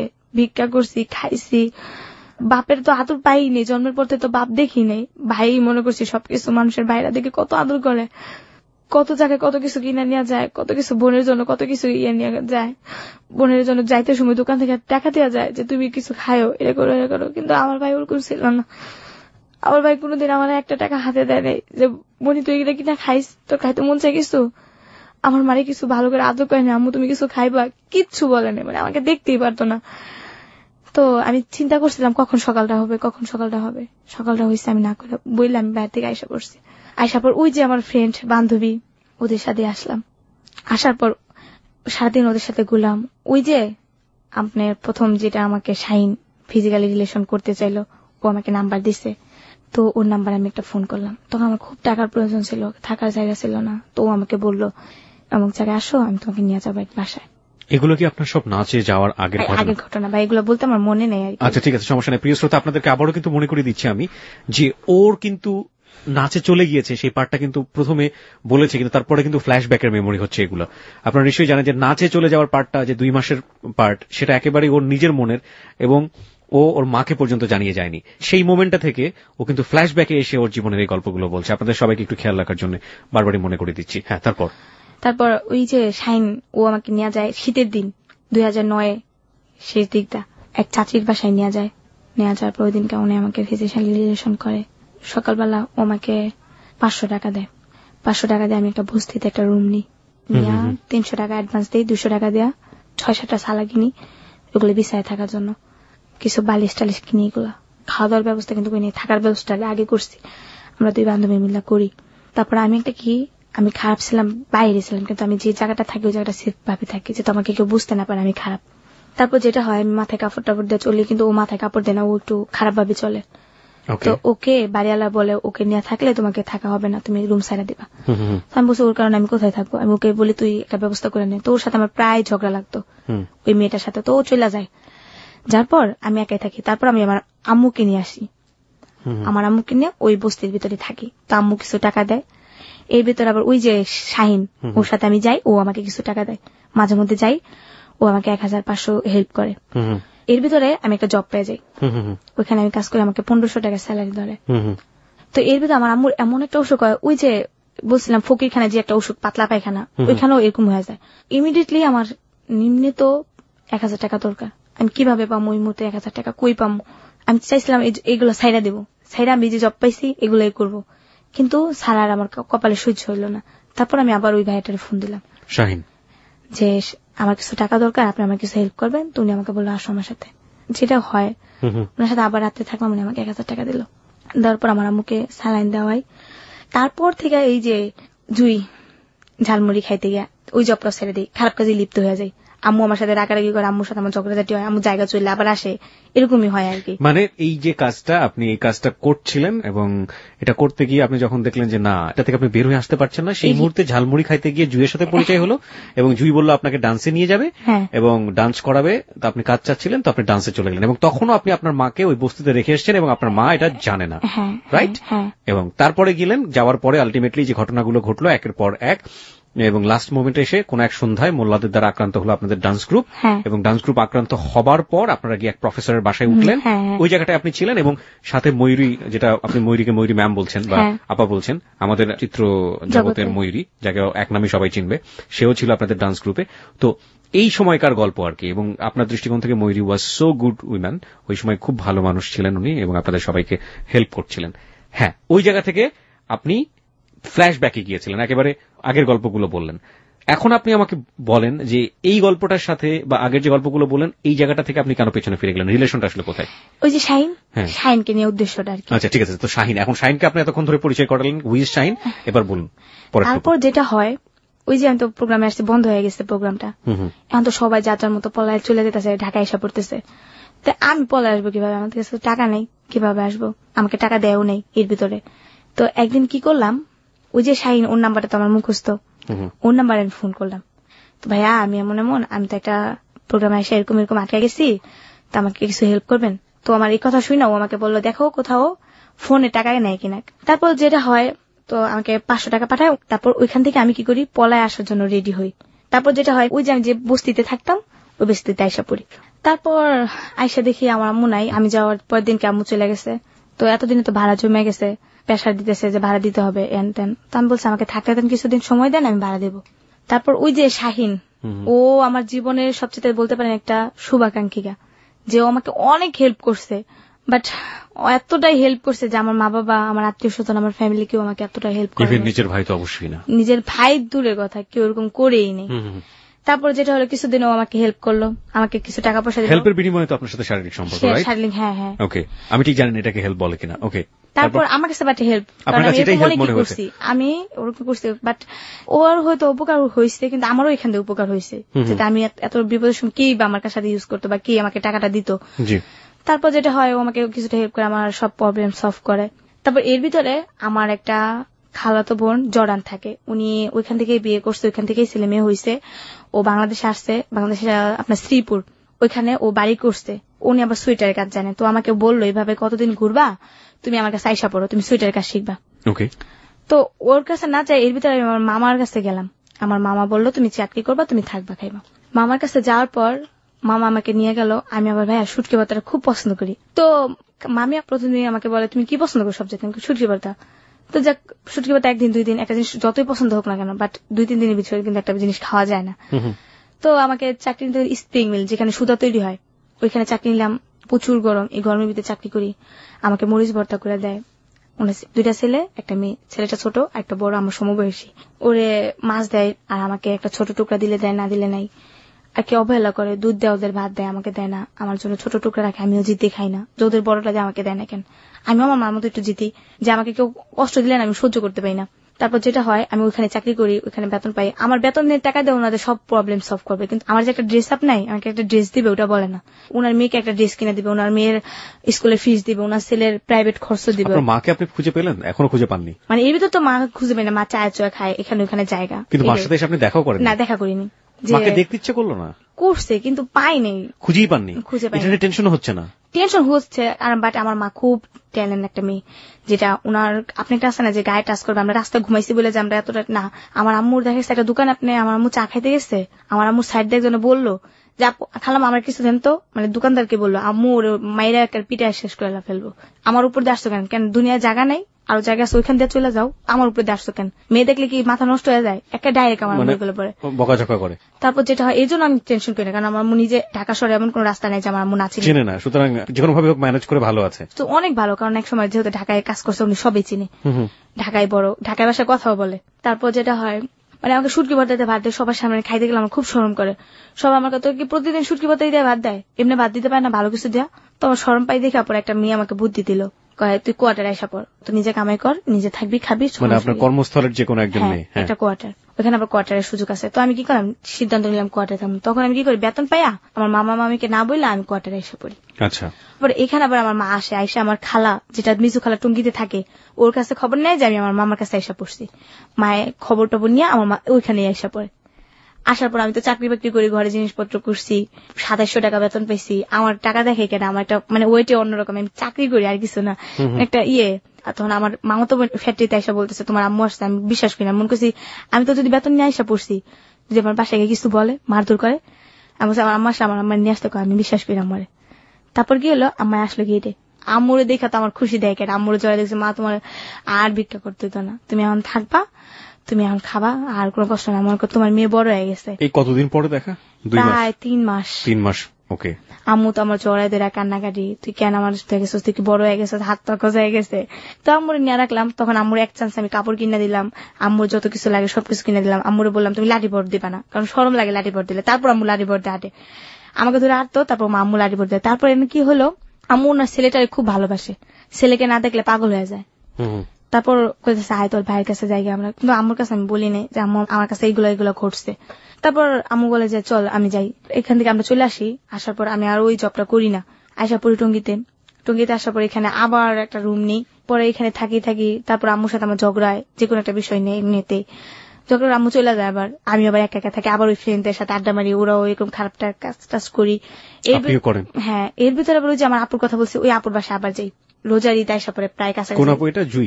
জুই না, ওই যে আমার একটা ফাতেমা আপু, যেটা উনি জর্ডান থেকে আসতে, উনি আমাকে নিয়ে যায় ওনার বাসায়, নিজের বাড়ি করছে। বর্তমানে আমার আম্মু ওইখানে আছে। তো দাঁড়ান বুঝিনি, আপনার তো জর্ডান থেকে মামা মামি আসলো?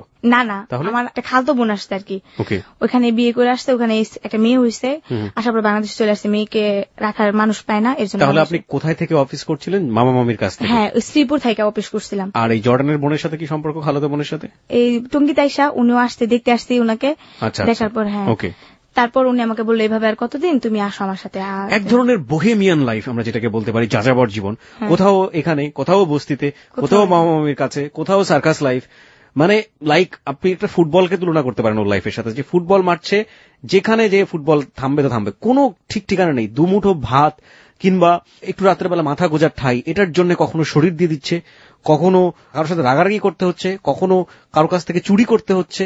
This is call life. এবং এই জীবন কতটা নির্মম এবং নৃশংস হতে পারে সবকিছু মিলিয়ে, সেটা আজকে মনিকে দেখলেই বুঝতে পারবেন। কিন্তু অদ্ভুত ব্যাপার হলো 17 বছরের মেয়েও, এবং ওর যে বলার স্টাইল, তার মধ্যে এক ফোঁটা ছিটে ফোঁটা, আমি বেশ কয়েকবার 2-1বার দেখেছি চোখের জলে ভিজে উঠছে, কিন্তু এক্সপ্রেশনে সেটা নেই, একেবারে হাসি মুখ করে আরামসে বলে যাচ্ছে। ও এটা কি ওর জীবন মনে করে নিয়েছে, অদ্ভুত। এবং এই জিনিসটাকে আমার খুব বেশি পরিমাণে আমি মার্ক করছি, যে ওর ফিলিংসটা আসলে কি। ওর ফিলিংসটা কোনো না কোনো ভাবে ধরতে পারছি না, যে ও যে কষ্টে আছে, ওর যে খারাপ লাগছে, আমি ঠিক জানি না। আমি শেষের জায়গাগুলোতে আসতে চাই। ওকে, হ্যাঁ, তারপর যেটা হয়, আমার খালুর কাছে যাই, আমার খালা থাকে, মেহমান আসে, 3টা রুম থাকে ওদের, একটা হাজবেন্ড ওয়াইফ থাকে, আর একটা এর ভিতরে বলি না আমার ছোট খালা, ওরাদের একটা বড় সমস্যা হয়ে যায়, ওরাদের রুম আটকে যায়, রুম ভাড়া দিতে পারে না, দেখে বের করে দেয়। ওই মিজু খালার কাছে চলে যায়, মিজু খালার বাড়ি করে, ওরা এক রুমে থাকে, খালা এক রুমে থাকে। আমার খালা আবার হুজুর নিয়ে একটা তালিম পড়ায়। আমার ফ্যামিলিটা সবাই হুজুর, খালি ডান্সার দিতে আমি একাই বলতে পারেন। আপনার ফ্যামিলির সবাই হুজুরনি মানে হচ্ছে তো নামাজ পড়ে, সবকিছু আল্লাহর ভক্ত, ওরা আল্লাহর ভক্ত, 5 ওয়াক্ত নামাজ পড়ে, ইসলামের সবকিছু মেনে চলছে। আর সেই বাড়ির একটা মেয়ে এরকম পথে ঘাটে ঘুরে বেড়াচ্ছে, প্রস্টিটিউশনে যাচ্ছে, কোনো কিছু না। তারপর যেটা হয় ভাইয়া, একদিনকে আমাকে খালার সাথে শুইতে দেয়, আমি খালার সাথে শুই কিনারে, রাত্রে টিভি দেখতে দেখতে প্রায় ঘুমাই যাই, খালু নিচে ঘুমায়। তো রাত্রেবেলা আমার একটা কি, যে কেউ যে আমাকে টাচ করে, আমি গায়ে হাউস পরে পাই যে আমাকে টাচ করতেছে। হঠাৎ করে দেখি যে আমার টাচ করতেছে আমার খালু, দৌড়তেছে, যেমন মানে নিচে শুইছে, হাত বাড়ে আমাকে টাচ করতেছে। তখন চিন্তা করতেছে এই জায়গাও থাকবো না, চলে যাবো। রাত্রি ডিউটি নিয়ে নিচ্ছে, পরের দিন সকালে চলে আসি ওইখান থেকে। চলে আসার পরে আর কারো বাসায় যাবো না, একটা মনে সাহস হলো, কারো বাসায় যাবো না, একা একা রুম নিবো, একা একা থাকবো, একটা নিজে একটা ডিসিশন নিলাম, কারো বাসায় যাবো না। প্রিয় শ্রোতা, একটা মেয়ের পিতৃ পরিচয় না থাকলে একটা মেয়ের যদি কোনো ব্যাকআপ না থাকে, এমনিতেই আমরা শুনি যে এই ধরনের ফ্যামিলি ট্যাবু যেটার পার্সেন্টেজ এত ভয়াবহ আপনি চিন্তাও করতে পারবেন না। এগুলো নিয়ে যারা কাজ করে বিভিন্ন এনজিও, সেই পরিসংখ্যানগুলো আমরা দেখেছি যে একটা মেয়ে পারিবারিকভাবে ছোট থেকে বড় হতে গিয়ে এ ধরনের কত রকমের টর্চারের, মানসিক টর্চারের শিকার হন, বিশেষ করে ফিজিক্যালি। সে বয়স্ক হোক কিংবা অপ্রাপ্ত বয়স্ক হোক, একেবারে নিজের ব্লাড রিলেশন থেকে শুরু করে কেউই সেখানে বাদ নেই এই তালিকায়। কিন্তু যখন দেখি যে পিতৃ পরিচয় নেই এবং এই মেয়েটাকে খুব সহজেই পাওয়া যায়, এই মেয়েটা কখনো সোচ্চার ভয়েস তার মুখ থেকে বের হবে না, খুব সুচ্চ কণ্ঠে সে প্রতিবাদ করতে পারবে না, তখন কিসের খালু, কিসের আপন ভাই, কিসের বন্ধু, যে যেভাবে পারছে সেভাবে। ওকে, তারপর আমি ওখান থেকে আসার পর ওই যে শাহিন, ওকে আমি বলি যে আমি একটা রুম নিব, আমাকে একটু হেল্প করবেন। কি হেল্প? আমার তো একটা মাস চলা লাগবো, আমার তো ওই টাকাটা নাই, আমি কি করব? আপনি আমার একটা মাস জাস্ট হেল্প করবেন, আমি চাকরি নিব, তারপর আমি আপনার টাকা দিয়ে দেবো। তো ও আমাকে বলে, তো ভাই আমি যেটা ভুল করছি, আমি জানতাম না ও কিন্তু হিন্দু। তখন ও আমাকে বলে যে আমি তো হিন্দু, তুমি আমার সাথে কি করবো? আমি একটা অফার করি যে হাজবেন্ড পরিচয় আমি আপনাকে রাখবো, আমার কিছু মাস থাকবেন, তারপর যদি কোনো সমস্যা হয় আপনি চলে যাবেন, আমি থাকতে কোনো সমস্যা করবো না আপনার, আমার জীবন যাক কিন্তু আপনার কোনো সমস্যা হইতে দিব না আমি এভাবে বলছি। তারপর উনি আমাকে খুব বিশ্বাস করছে। তো উনি আমাকে একটা রুম নিয়ে দেয়, রুমের একটা মাস আমাকে চালায়, টাকা পয়সা যা যা বলে সব দিয়ে আমাকে হেল্প করে। আমি মাঝে মধ্যে অসুস্থ হয়ে গেলে, আমার তো আল্লাহ ছাড়া কেউ নাই ভাইয়া, একমাত্র বলতে পারেন উনি আমাকে হেল্প করে, টাকা পয়সা দেয়। তো আমি আবার কি করতাম যে চাকরি নিয়ে ফেলছি গার্মেন্টস, তখন আমি হেল্পারই করি। মানে ভাইয়া এইসব কাজে কখন যায়? গার্মেন্টস একদিন অ্যাবসেন্ট করলে দুনিয়া গালাগালি করে, এসব কাজে যাইতে পারি না। আমি আবার অন্যটার আশায় থাকি না। আমি কি করতাম ভাইয়া, এই কথাগুলো আমি আজকে বলতেছি, যেটা ও জানে না এখনো। ও আমাকে টাকা দিত প্রতি সপ্তাহে, না 15 দিন পর পর, সপ্তাহখানিক পর পর। যখন না দিত তখন আমার না খেয়ে থাকতে হইতো। তখন আমি ওই সময়টায়, জানি না ও শুনলে আমাকে খারাপ মনে করবে, ভুল হলে আপনি আমার মাফ করে দিয়েন, ও আমাকে টাকা দেওয়া সত্ত্বেও আমি বাইরে যেতাম একমাত্র ভালো কিছু খাওয়ার লেগা, রান্না করার লেগা, কারণ ওর থেকে আমি চাইতাম, আমার খুব শরম লাগতো। আজ পর্যন্ত আমি ওর কাছে কোনো টাকা চাইনি, একমাত্র বেশি একটা সমস্যা ছাড়া। ও আমাকে হাজার টাকা দিত, কিন্তু টাকা দিত তো ওই বিনিময়ে, বাট আসতো, আয়সা রাত্রে থাকতো, সকালেও চলে যেত, আমি সকালে অফিসে যাইতাম গোসল টোসল করে আর কি। তারপরে এই যেটা আমার বাসা পরিচিত ছিল, ওদের কাছে যাইতাম, যাই আমি কিছু টাকা 400-500 টাকা আনতাম, আইনা এগুলা দিয়ে আবার আমি চাল টাল কিনা ফেলতাম। ওর আশায় থাকতে হতো না, দিলে ওই টাকাটা আমার স্ট্রং থাকতো, আবার যখন ফুরা যেত আবার কিনা ফেলতাম, এরকম করতাম। মানে এই পেটের ভাতের জন্য, বাসাটা ভাড়া দেওয়ার জন্য মানে আমি টেনশন করতাম, যেটা ভাইয়া আমি একবেলা না খেয়ে থাকি কেউ দেখবো না, কিন্তু একটা বাসা ভাড়া না পেলে যদি আমার বের করে দেয় তখন আমি কোথায় থাকবো? এই জন্য আপনি প্রস্টিটিউশনে জড়ালেন। গার্মেন্টসও করতাম, এসব কাজও করতাম, ওর সাথেও করতাম। জি, গার্মেন্টসের কাজ করে আমি একসময় অপারেটর হয়ে যাই, তখন আমার বেতন হয়ে যায় 3500 টাকা। তখন আমি সব মিলে 4 থেকে 5,000 টাকা পাই। তখন কিন্তু ওর টাকা আমার প্রয়োজন পড়ে না, তারপরও পরে, যেটা মাঝে মধ্যে ক্ষেত্রে লাগে। আপনি কি এই যে কাজগুলো করতেন, এগুলো করার জন্য কি আপনার একেবারে নির্দিষ্ট কিছু ক্লায়েন্ট ছিল, নাকি আপনি রাস্তায় দাঁড়াতেন? বা না ভাইয়া, কখনোই না। তাহলে আমার কিছু বাসা ছিল, বাসা থেকে আমাকে ফোন করতো যে অমুক সময় তুমি আসবা, অমুকটা কয়টা কাজ করো, তুমি চলে। এগুলো কি ম্যারিড পার্সন নাকি ব্যাচেলর নাকি মেসে ভাড়া থাকে? কে এই যাদের সাথে এগুলো করতেন? মানে মেয়েরা না, বেসিক্যালি আপনি তো যে প্রস্টিটিউশনের কথা বলছেন, আপনার শারীরিক যে ব্যাপারগুলো জড়িত, আপনি বিভিন্ন ক্লায়েন্টের কাছে গিয়ে আপনি এগুলো করতেন, ওদের পরিচয় জানতে চাচ্ছি। ওরা এক সময় কি দেখতাম যে হাজবেন্ড জানে, হাজবেন্ডের সামনে করাইতেছে এসব। আমি ঠিক বুঝতে পারছি না, মানে হাজবেন্ড ওয়াইফ দুজনেই জানে ব্যাপারগুলো? হ্যাঁ, এগুলা দুজনে শেয়ার করে। হাজবেন্ড লোক নিয়ে আসতেছে, ওয়াইফ রিসিভ করতেছে, রিসিভ করে দেখা গেছে যে মেয়েকে ভিতরে দিতেছে, হাজবেন্ড গেটটা লাগাই দিতেছে, আর হাজবেন্ড ওয়াইফ দুজনে ঘরে বসে আছে। তারপর শেষ হওয়ার পরে দেখা গেছে লোকটা আসলো, হাজবেন্ডের কাছে টাকা দিল বা ওয়াইফের কাছে টাকা দিল, হাজবেন্ড নিচে নামাই দিয়ে আসলো। মানে কোন একটা বাসায় গিয়ে আপনাদের জিনিসটা করতে হতো, এবং এগুলো সবকিছু প্রিসেট করা, সাজানো থাকতো। হ্যাঁ, দেখা গেছে একটা হাজবেন্ড ওয়াইফ আর একটা বাচ্চা, তো এক বাসায় ফ্ল্যাট নিয়ে রুম ভাড়া নিল। তো ওইখানে তো সন্দেহ করার মতো কিছুই নেই, যেহেতু হাজবেন্ড ওয়াইফ বাচ্চাও আছে সাথে। তো ওয়াইফে বললো যে আমার হাজবেন্ড এমন একটা জব করে, মানুষ আসবে, আমি বা খাওয়াবো লোকজন। বা দেখা গেছে রুমটা নিল নিচতলায়, যাতে লোকজন আসতে সুবিধা হয়, গেটটা খুলে রাখলো, লোকজন ফট করে ঢুকে গেল, আবার বের হয়ে গেল।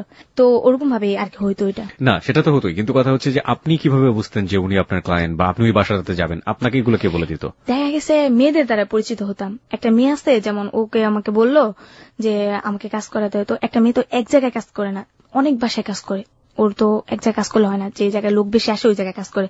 তো বাট আমি ওইগুলো করতাম না, আমার পার্ট টাইম 500 টাকা হইলে আমার যথেষ্ট। আমি ওদিকে যেতাম, আমার শরীরের দিকটাও দেখতাম, এমনকি আমার রোজগারের দিকটাও দেখতাম। আমি অতিরিক্ত বেশি করতাম না, যেটা একটা আছে না মানুষের এইডস রোগ, এই দিক দিয়ে আমি একটু সতর্ক থাকতাম। এইডস এর ব্যাপারে আপনি সচেতন থাকতেন?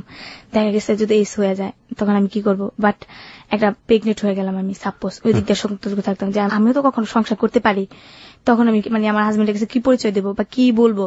এগুলো তো আপনাকে কেউ কখনো বুঝিয়েও দেয়নি, আপনি নিজে নিজে? আমি নিজে থেকেই করতাম, কারণ আমার সংসার হতেই পারে স্বাভাবিক। প্রিয় শ্রোতা, দেখুন, একটা মেয়ে যার কোনো সংসার নেই, কেউ নেই, মা এক ধরনের মানসিক প্রতিবন্ধী, সে ভিক্ষা করে বেড়াচ্ছে। এই মেয়ে প্রত্যেকটা ঘাটের পানি খেয়ে খেয়ে খেয়ে খেয়ে এই জায়গাটায় আজকে এসছে, এবং ওর ভিতরে এই জিনিসটা কাজ করছে যে আমি যে কাজটা করছি আমার পেটের জন্য দরকার, এবং এটা করতে গিয়ে যেন আমার এইডস না হয়ে যায়, এটা করতে গিয়ে যেন আমার সংসার যদি কোনোদিন হয় তার কাছে যেন আমি জবাবদিহি করতে না হয়। অনেক কিছুই শিখছি, আমি প্রতিনিয়তই শিখছি হ্যালো 8920 থেকে। আজকে এই 17 বছরের মেয়েটার কাছ থেকে অনেক কিছু আমি শিখবো এবং শিখছিও। চলে যাচ্ছি মনির কাছে। মনি, পুরো ব্যাপারটা আমি জানতে চাই না। আমি জানি যে এই যে প্রস্টিটিউশন, এটা একটা বিশাল একটা সিন্ডিকেট। আপনি তো ঢাকা শহরেও আসতেন, রাইট? অবশ্যই, আমি বলতে পারি আমি ঢাকা শহরের মেয়ে। ঢাকা শহরেই আপনি বেশিরভাগ সময় কাটাতেন বা বিভিন্নভাবে এটাতে ইনভলভ ছিলেন। যারা আপনার সাথে মিশতো, মানে যারা আপনার সাথে এই কাজগুলো করতো, তারা কি ধরনের, আমি এটা জানতে চাচ্ছি।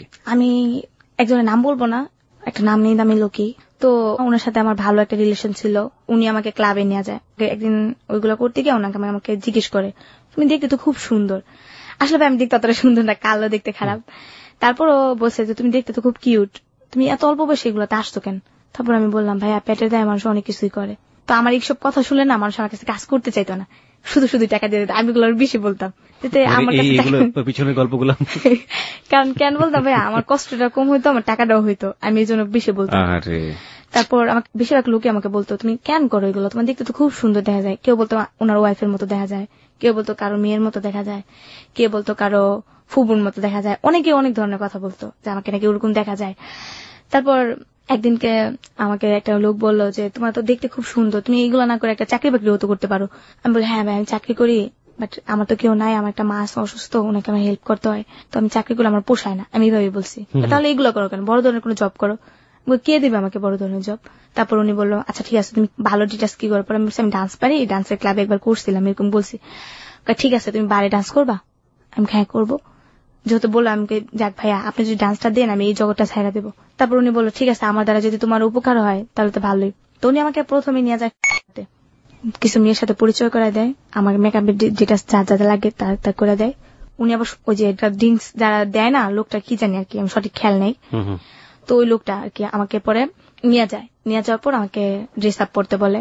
এই ফার্স্ট আমার নাচা বাইরে, তারপর নাচলাম, তখন বলে ড্রেস আপ খুলতে, যেটাকে বলে নেকেট পোশাক। লোকরা এখানে বিয়ার খাচ্ছে, খাওয়া দাওয়া করতেছে। খুবই হাই সোসাইটির লোক, হ্যাঁ খুব হাই সোসাইটি। এখানে বলতে পারেন একবার কালো আমি, তারপর সবাই ফর্সা। আর আমাকে কি করছে জানি না, আমার মেকআপের পরে আমার ফেসটাই অন্যরকম দেখা যায়, সবাই বলে নাকি আমি অনেক সুন্দর দেখতে।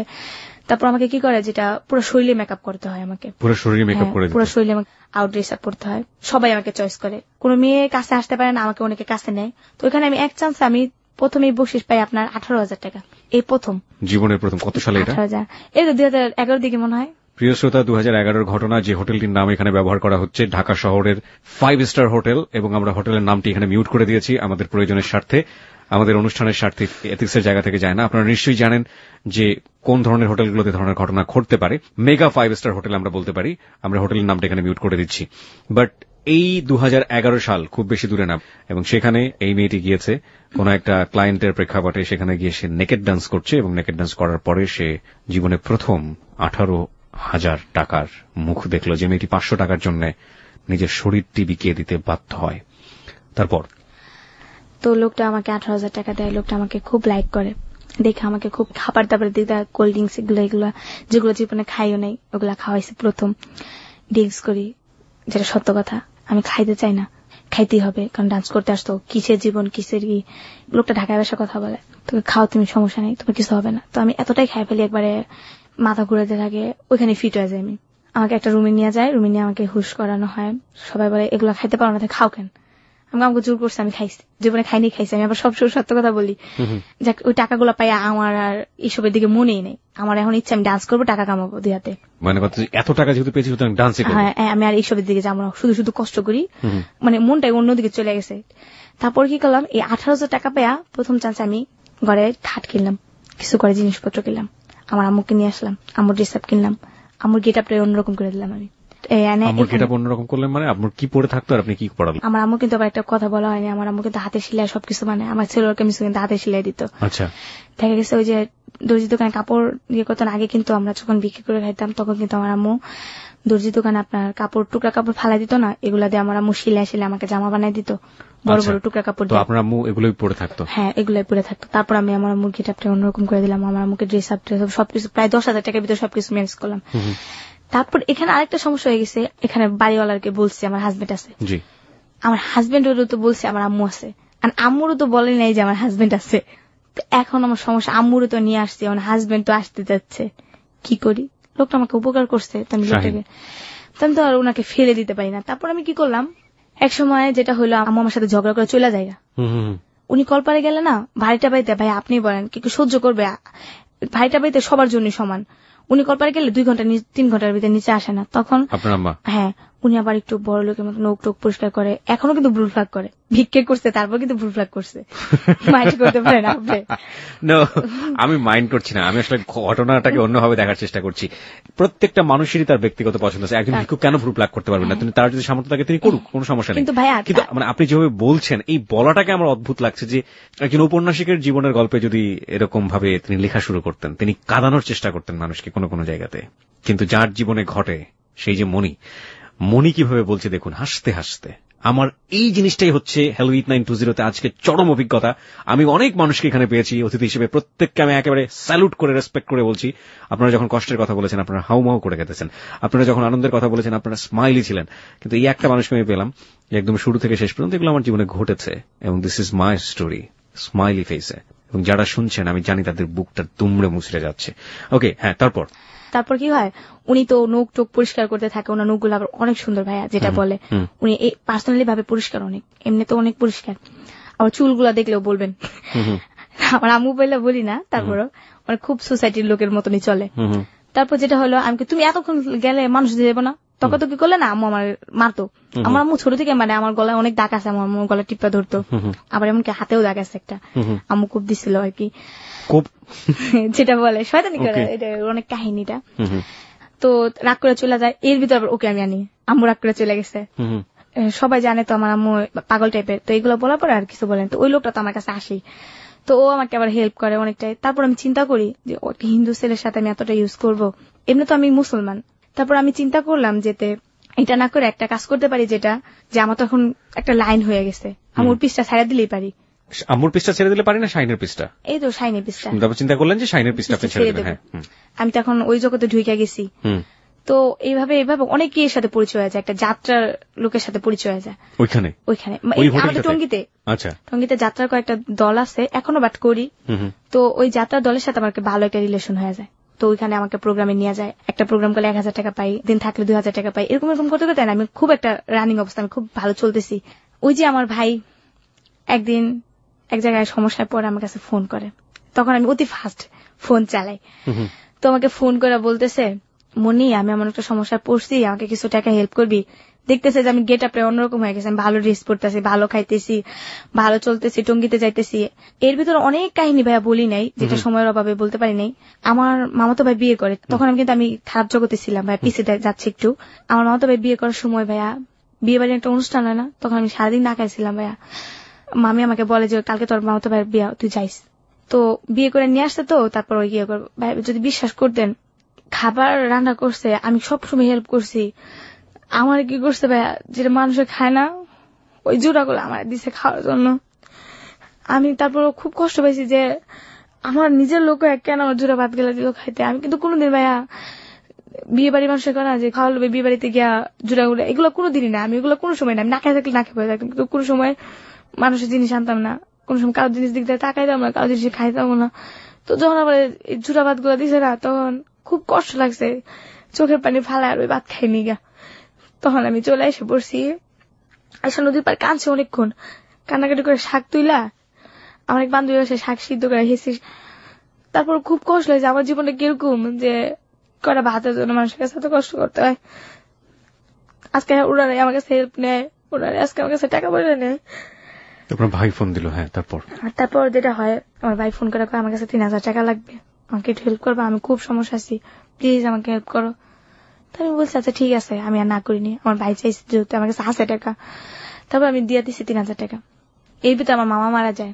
আমার মামা তো ভাই ছোট, সুমন নাম, ও এখন একটা উত্তরাতে জব করে।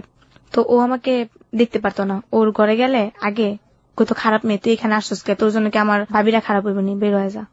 ও আমাকে তো এমন সময় যেতে লাথি দেওয়া করতে বের করে দিত, এমন সময় যেতে চুলের মুঠি দেওয়া করতে বের করে দিত। সবাই টিভি দেখতেছে, আমি টিভি দেখতেছি, আমার কিলকা টিভি দেখতেছি, ও আসতো, মামি আমার বের করে দিত। মামির একটু পানি চাপা দিলে মামি দুপুরবেলা ভাত খেতে দিত আমাকে।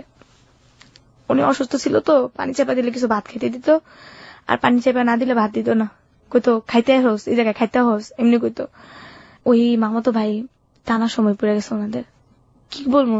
মামায় মারা যাওয়ার পর ওনাদের খাবার দাবার একটা অসুবিধা হয়ে যায়, ভাই একলা সংসার চালাতে পারে না, 6,000 টাকা রুম ভাড়া দেয়, ওরা চলে না, খাবার দাবার না। মামি কান্নাকাটি করে, মামি চা খাইতে পারে না ঠিক মতো। আমি যাইতাম প্রায়, মামায় মারা যাওয়ার পরে যাই। তখন আমি কি করলাম, ওনাদের হেল্প করি। যখন যাই 200, 300, এখনো 500, 600, 700, 1,000, কালকেও দিয়ে আসছি টাকা। যখনই যায় ওনাদের চাইল না থাকলে আমি চাইল কিনা দিই। আমার মামা তো বাইরে যেটা বিয়ে বাড়িতে আমার খাইতে দেয় নেই, ওর একটা বাচ্চা হয়েছে 3 বছর বয়স, ঠান্ডা, নিউমোনিয়ার কাছাকাছি গেছে, টাকা পয়সা নেই, কেমনি কি করবো। আমার কাছে ফোন করছে যে আমার বাচ্চাটা মরার অবস্থা, তুই কিছু হেল্প করবি। আমি শুই না তো, সাথে সাথে গেছি, ভর্তি করাইছে, আমার থেকে নিচে 3500 টাকা নিচ্ছে, আমি আরো এমনিতে 500 টাকা দিছি, মোট 4,000 টাকা দিছি। তারপরে আমি কাকে ছেলের সুস্থ করেন, পরে আমার টাকা দেওয়ার চিন্তা করেন, দিয়ে আমার সমস্যা নেই, আমি তো আসি, আর আমার বিপদ হলে তো আপনারা আসেনি। আপনি এভাবে নিচে এই টাকাগুলো রোজগার করছেন? আমার তো ঘর ভাড়া দিতাম। আম্মুর তো এইভাবে রাখা যায় না, হেল্প করতেছে ওদের। ও দুলাভাইয়ের কথা আপনি বলি নাই, যেটা দুলাভাই ভাগ্নি, ওদের বাসায় রাত্রে থাকতাম। ও আমাকে বলছিল একদিন ছোট থাকতে 10টা টাকা দেবো, 2টা দিতে দিবি, একটা ডাইরেক্ট ভাই এইভাবে বলছে। আমি কতগুলো বলছি আপনার কাছে, আবার বিশ্বাস করে না, আমি নাকি খারাপ দেখে এগুলো বলি। কোন দুলাভাই এটা? ওই যে আমার ভাগ্নির কথা বললাম না, ভাইয়া টাকা দেয় ওদেরকে, ওর বাপ এরকম ভাবে বলছে আপনাকে 10টা টাকা দিব, 2টাই দিতে দিবি, এগুলো বলছে ভাইয়া। তারপর আরো বলছে অনেক কাহিনী, এগুলো ভাইয়া বলছে। তারপরে আমি এগুলো বলছি আপার কাছে, আপা কয় তুই খারাপ দেখে সবারই খারাপ চোখে দেখিস। তারপর আমি অতটা ইয়ে করি নেই। দুলাভাই উনিও আমার মার দূর করে বের করে দিত, এগুলো বলার পর তো উনি আমার দেখতে পারে না। আর আমার খালু যেটা বলছিলাম, ওনার বাসাতে ঢুকতেই দেয় না, দেখলে আমাকে জুতা লয় বাইরে দিব, এগুলো করে। তারপর আমার ভাগ্নি এসএসসি পরীক্ষা দিব, যেটা ওই যে আমার ভাইয়ের টাকা পয়সা দেয়, এসএসসি পরীক্ষা দেবো, পরীক্ষার ফিস দিতে পারতেছে না, 3,000 টাকা ফিস লাগবে। টাকা দিবে কারো কাছে যায় না, আমার কাছে আইসে, মনি আমার কিছু টাকা হেল্প করবা, পাইতেছি না, আমার মেয়েটা এসএসসি পরীক্ষা দিতে পারবো না, তুই যদি হেল্প করিস অনেকটা উপকার হইবা। আমার মেয়েটা পারতো না, ও আমার গিয়ে কইতাছে আন্টি দেও না, তুমি চাও আমি সারা জীবন স্বপ্নটা আমার এমনি যাক।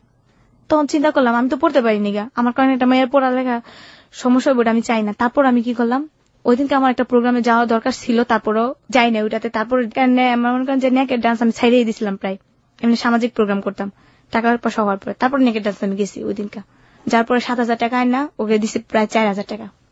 মানে নেকেড ডান্স আপনি ছেড়ে দিয়েছিলেন, কিন্তু এই পড়াশোনার টাকা দেবার জন্য আপনি নেকেড ডান্স করলেন। ওই হোটেলেই করলেন? 5 স্টার? এই হোটেল না, বাট অন্য জায়গায়, অন্য একটা হোটেলে আপনি করে আপনি ওর জন্য টাকা ম্যানেজ করলেন পড়াশোনার জন্য। হ্যাঁ, করার পর ও দেয়, তারপর যাকে আমাকে ভালো ভালো পরীক্ষা দিস, বাজে ইয়ে করিস না, ভালোভাবে একটু সাজেশন দিছি যেটা আমি খারাপ, কেউ যেন খারাপ নয়। তারপরও না, ছোট থাকতেই না ওদের সাথে আমাকে মিশতে দিত না, আমার আপারা খালারা, মিশলে খারাপ হয়ে যাবে বলতো যে ও তো খারাপ, ওর সাথে মিশবি না, ও খারাপ হয়ে যাবে, তুইও খারাপ হয়ে যাবে, মিশতে দিত না। কিন্তু ভাইয়া দেখেন আল্লাহর কি নিয়তি, শেষ পর্যন্ত কিন্তু ওরাই আমার কাছে আসতে। তো যাই হোক, আমি অবহেলার চোখে দেখি নাই যে তোমরা আমাকে এত কিছু করছো, কিন্তু আমার কাছে আসলে আমি হেল্প করি, এখনো হেল্প করি। ভাইয়া কয়েকদিন আগে আমি একটা মোবাইল দিচ্ছি ওরে, ও কলেজে যায়, টঙ্গী কলেজে পড়ে, যাইতে অসুবিধা হয়, রাস্তাঘাটে কত সমস্যা হতে পারে, দুলাভাই একা কুলাইতে পারে না। তারপর আমি হেল্প করে ওদের সংসারও হেল্প করি। তারপর এখান থেকে ওই যে শাহিন, ওর সাথে রিলেশন হয়, এমনি ওর সাথে এখনো ভাইয়া রিলেশন, আমার সমস্যা ওর সমস্যা। আমি যে প্রোগ্রামে যাই রাত্রে 2টা 2:30 যাই, আমি একা একা বাসাইতে পারি না, ও আমাকে হেল্প করে নিয়ে আসে, বাসায় রিসিভ করে দেওয়া যায় অনেকটা। এখন আমি যেভাবে আসি ওর সাথে আসি, আর আমার মাকে রাখছি আমার খালাম্মার বাসায়।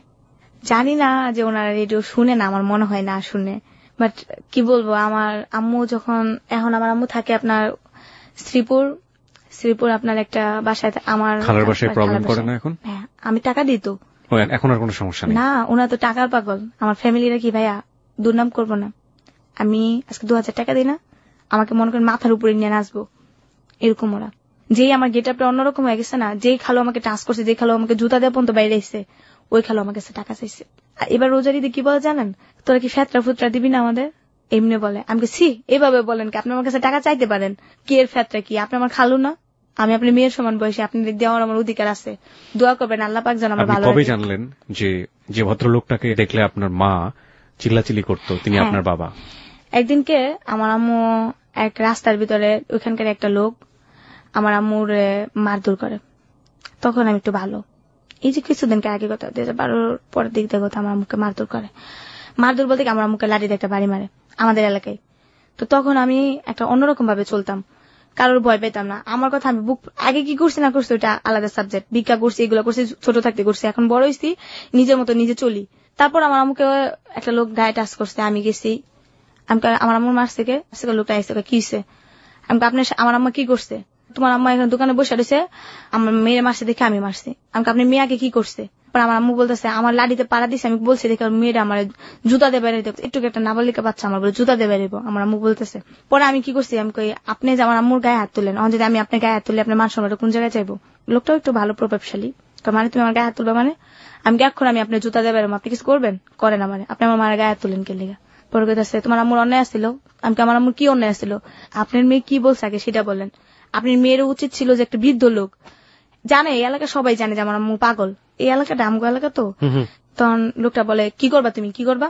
তোমার ইচ্ছা করলে এলাকা সারা করতে পারি। আমি করেন আপনি এলাকা সারা, আগের যুগ পান নেই। তারপর যখন এগুলো বলি, তো বলার পর আমাকে বলে ঠিক আছে তাহলে তুমি কি করবা করে দেখাও। আমি কিছু ওখানকার আমাকে একজন কমিশনার ছিল, আমার আম্মুকে আমাকে গায়ে টাচ করবো, আমাকে বাড়ি জুতা নিয়ে বাড়ি দেবো। তখন আমার খুব জি দুইটা যায়, আমার জুতা দিয়ে বাড়ি দেবো, লোকটা কত বড় সাহস। তারপর ওনাকে আমার আম্মুর কাছ থেকে ক্ষমা চাওয়ায়, ক্ষমা চাওয়ার পরে মাপ চাই, যাক ওইখানে গেছে। তারপরে আমি আমার আম্মুকে বলি এখন আর তুমি জোয়ান না যে তোমার কথা মতো চলবো, এখন তুমি বুড়া হয়ে গেছো, এখন আমরা বড় হয়েছি, এখন আমাদের কথা মতো চলতে হবে, তোমার কথা মতো আমরা চলবো না। চলবো না কেন? তুমি আমার মা সাজেশন দিতেই পারো, স্বাভাবিক। এখন আমরা যেভাবে বলবো ওইভাবে চলবা, চলো আমার সাথে। পরে আমার খালার সাথে নিয়ে এলাম। তো তখন আমার জন্ম নিবন্ধন একটা লাগবে, একটা জব পাইছি, কিন্তু এর ভিতরে আমি জানি না আমার বাপের নাম কি। তারপর আমি আমার আম্মুকে জিজ্ঞেস করলাম আম্মু আমার আব্বুকে, আম্মু আমাকে বলে না। আবার জিজ্ঞেস করি আম্মু আব্বুকে, তোমার আব্বু মারা গেছে, নাম বলো, নাম বলে না। তারপর আমার খালার কাছ থেকে শুনতে পারি আমার আব্বু এমন এমন। আমাকে যে লোকটার আম্মু এতদিন এত কিছু করছে এই লোকটাই সেই। পরে হ্যাঁ, পরে আম্মু আমাকে বলেছে এই লোকটারে দেখলে আমার সহ্য হয় না, তার জন্য আমি এরকম করে অপমান করি, অপগুস্ত করি। আমার যে এতটুকু করছে আল্লাহ। আপনার আব্বু আম্মুর এরকম কোন ছবি আছে আপনাদের কাছে, দেখেছেন কখনো? না, জন্মের পর থেকে তো আমি বাবার আদরই পাই নাই। এখন আমরা জানি, কিন্তু এটা জানার পরে এই লোকটার কাছে আপনি গিয়েছিলেন? না, যাওয়ার কোনো পরিস্থিতি নেই, কিভাবে যাব? এই লোকটা যদি কখনো ফিরে এসে আপনাকে বলে যে আমি আমার জীবনে বড় ভুল করেছি, আমি তোমাকে মেয়ের মতো মেনে নিতে চাই, তখন আপনি কি করবেন? কখনই না। কারণ না, আমি এতটা বছর কষ্ট করছি, আমি জন্মের পর থেকে আমার আম্মু কষ্ট করছে, তখনই যদি তুমি মাইনা নিয়েও নেগা, আর এখন যে আমি আসছি এতটুকু জায়গায়, তখন কিন্তু কিসের জন্য নিবা? বাবার শব্দটা আপনার কাছে কেমন? একেবারে বিস্তে। আমি বাপ বলেন, খালু বলেন, কাকা বলেন, ভাই বলেন, এগুলো আমি শুনতে পাই না। যদি বলেন বন্ধু, মানি বন্ধু হিসাবে এটা হয়। ভাই বলেন, মারপেটে ভাই, কাকা, মামা, এগুলো শুনতে পাই না আমি, এগুলো একেবারে শুনতে পাই না। ভাই জানি না আপনাকে, আমি ছেলেদের ভিতরে এই কাকা, মামা, বাবা, এগুলো আমি শুনতে পাই না। এগুলো আমার খুব কষ্ট লাগে। এগুলো শুনলেই না, কেউ যদি আমার বলে না আমার ভাই ডাকো, আমাকে মামা ডাকো, কাকা ডাকো, এগুলো আমি শুনতে পাই না। মানুষের আমি প্রোগ্রামে গেলে অনেক সময় কাকা ডাকতে হয়, মামা ডাকতে হয়, যাতে খারাপ চোখের দিকে না তাকায়। আমি দেখছি যাদেরকে কাকা ডাকি না, ওরাই না বেশি দিকে চোখ দেয়। যে কোনো লোকে আমি দেখছি, বন্ধু মনে করে, ফ্রেন্ড মনে করে অতটা চোখ দেয় না। ভাই, কাকা, মামা যাই বলে ওরা দেহের দিকে চোখ দেয়, যেটাকে বলে। প্রিয় শ্রোতা, আমি বলছিলাম না যে আসলে ওর বলার ভিতরে না একদম খুব সাদা মাটা, একদম হেসে হেসে জীবনের সবচেয়ে কঠিন মুহূর্তগুলো বলে গেল। কিন্তু এই যে এই পার্টটা জিজ্ঞেস করলাম না, বাবা শব্দটা আপনার কাছে কেমন, এটুকুতে আমি ওকে জাজ করেছি। ও যেভাবে ঘৃণা ভরে দাঁত কিরমির করে শব্দগুলো উচ্চারণ করছিল, এই এতটুকু হচ্ছে মনি। এখন আপনি কি করেন, কিভাবে আপনার দিন চলে? এখন দিন চলে, বাট ডান্সই করি। মানে আপনাকে মাঝে মাঝে এই ধরনের কাজে আপনাকে বাধ্য হয়ে যেতে হয়? না, এখন করি না ভাইয়া। এখন একবারে এটা শপথ নিছি যে আমি এটা করব না। মানে খারাপ কোনো কাজ আপনি করবেন না? হ্যাঁ। শুধু ডান্স করে আপনি কত টাকা পান? হ্যাঁ পাই ভাইয়া, এটা একটা প্রোগ্রাম সিজন থাকে আপনার, শীতের থেকে আপনার দেখা গেছে এই যে কুরবানিদের থেকে শুরু হবে আপনার বৈশাখ মাস পর্যন্ত। এই ডান্সটা বিভিন্ন হোটেলে, তারপরে বাইরে যাত্রাপালাতে, হ্যাঁ, তারপর বিয়ে বাড়ি অনুষ্ঠান, পূজার কন্ট্যাক্ট, সার্কাসে। কি ধরনের গানের সাথে ডান্স করেন? আমি বাট হিন্দি গানে না ডান্স করি, বিট যেগুলো। আপনাকে কেউ শিখিয়ে দিয়েছে নাকি আপনি নিজে? না ভাই, আমি যেটাকে বলেন প্রথম থেকে আমি বলছি যে আমি প্রথম শুতেই আমি ফার্স্ট ক্লাস পাইছি।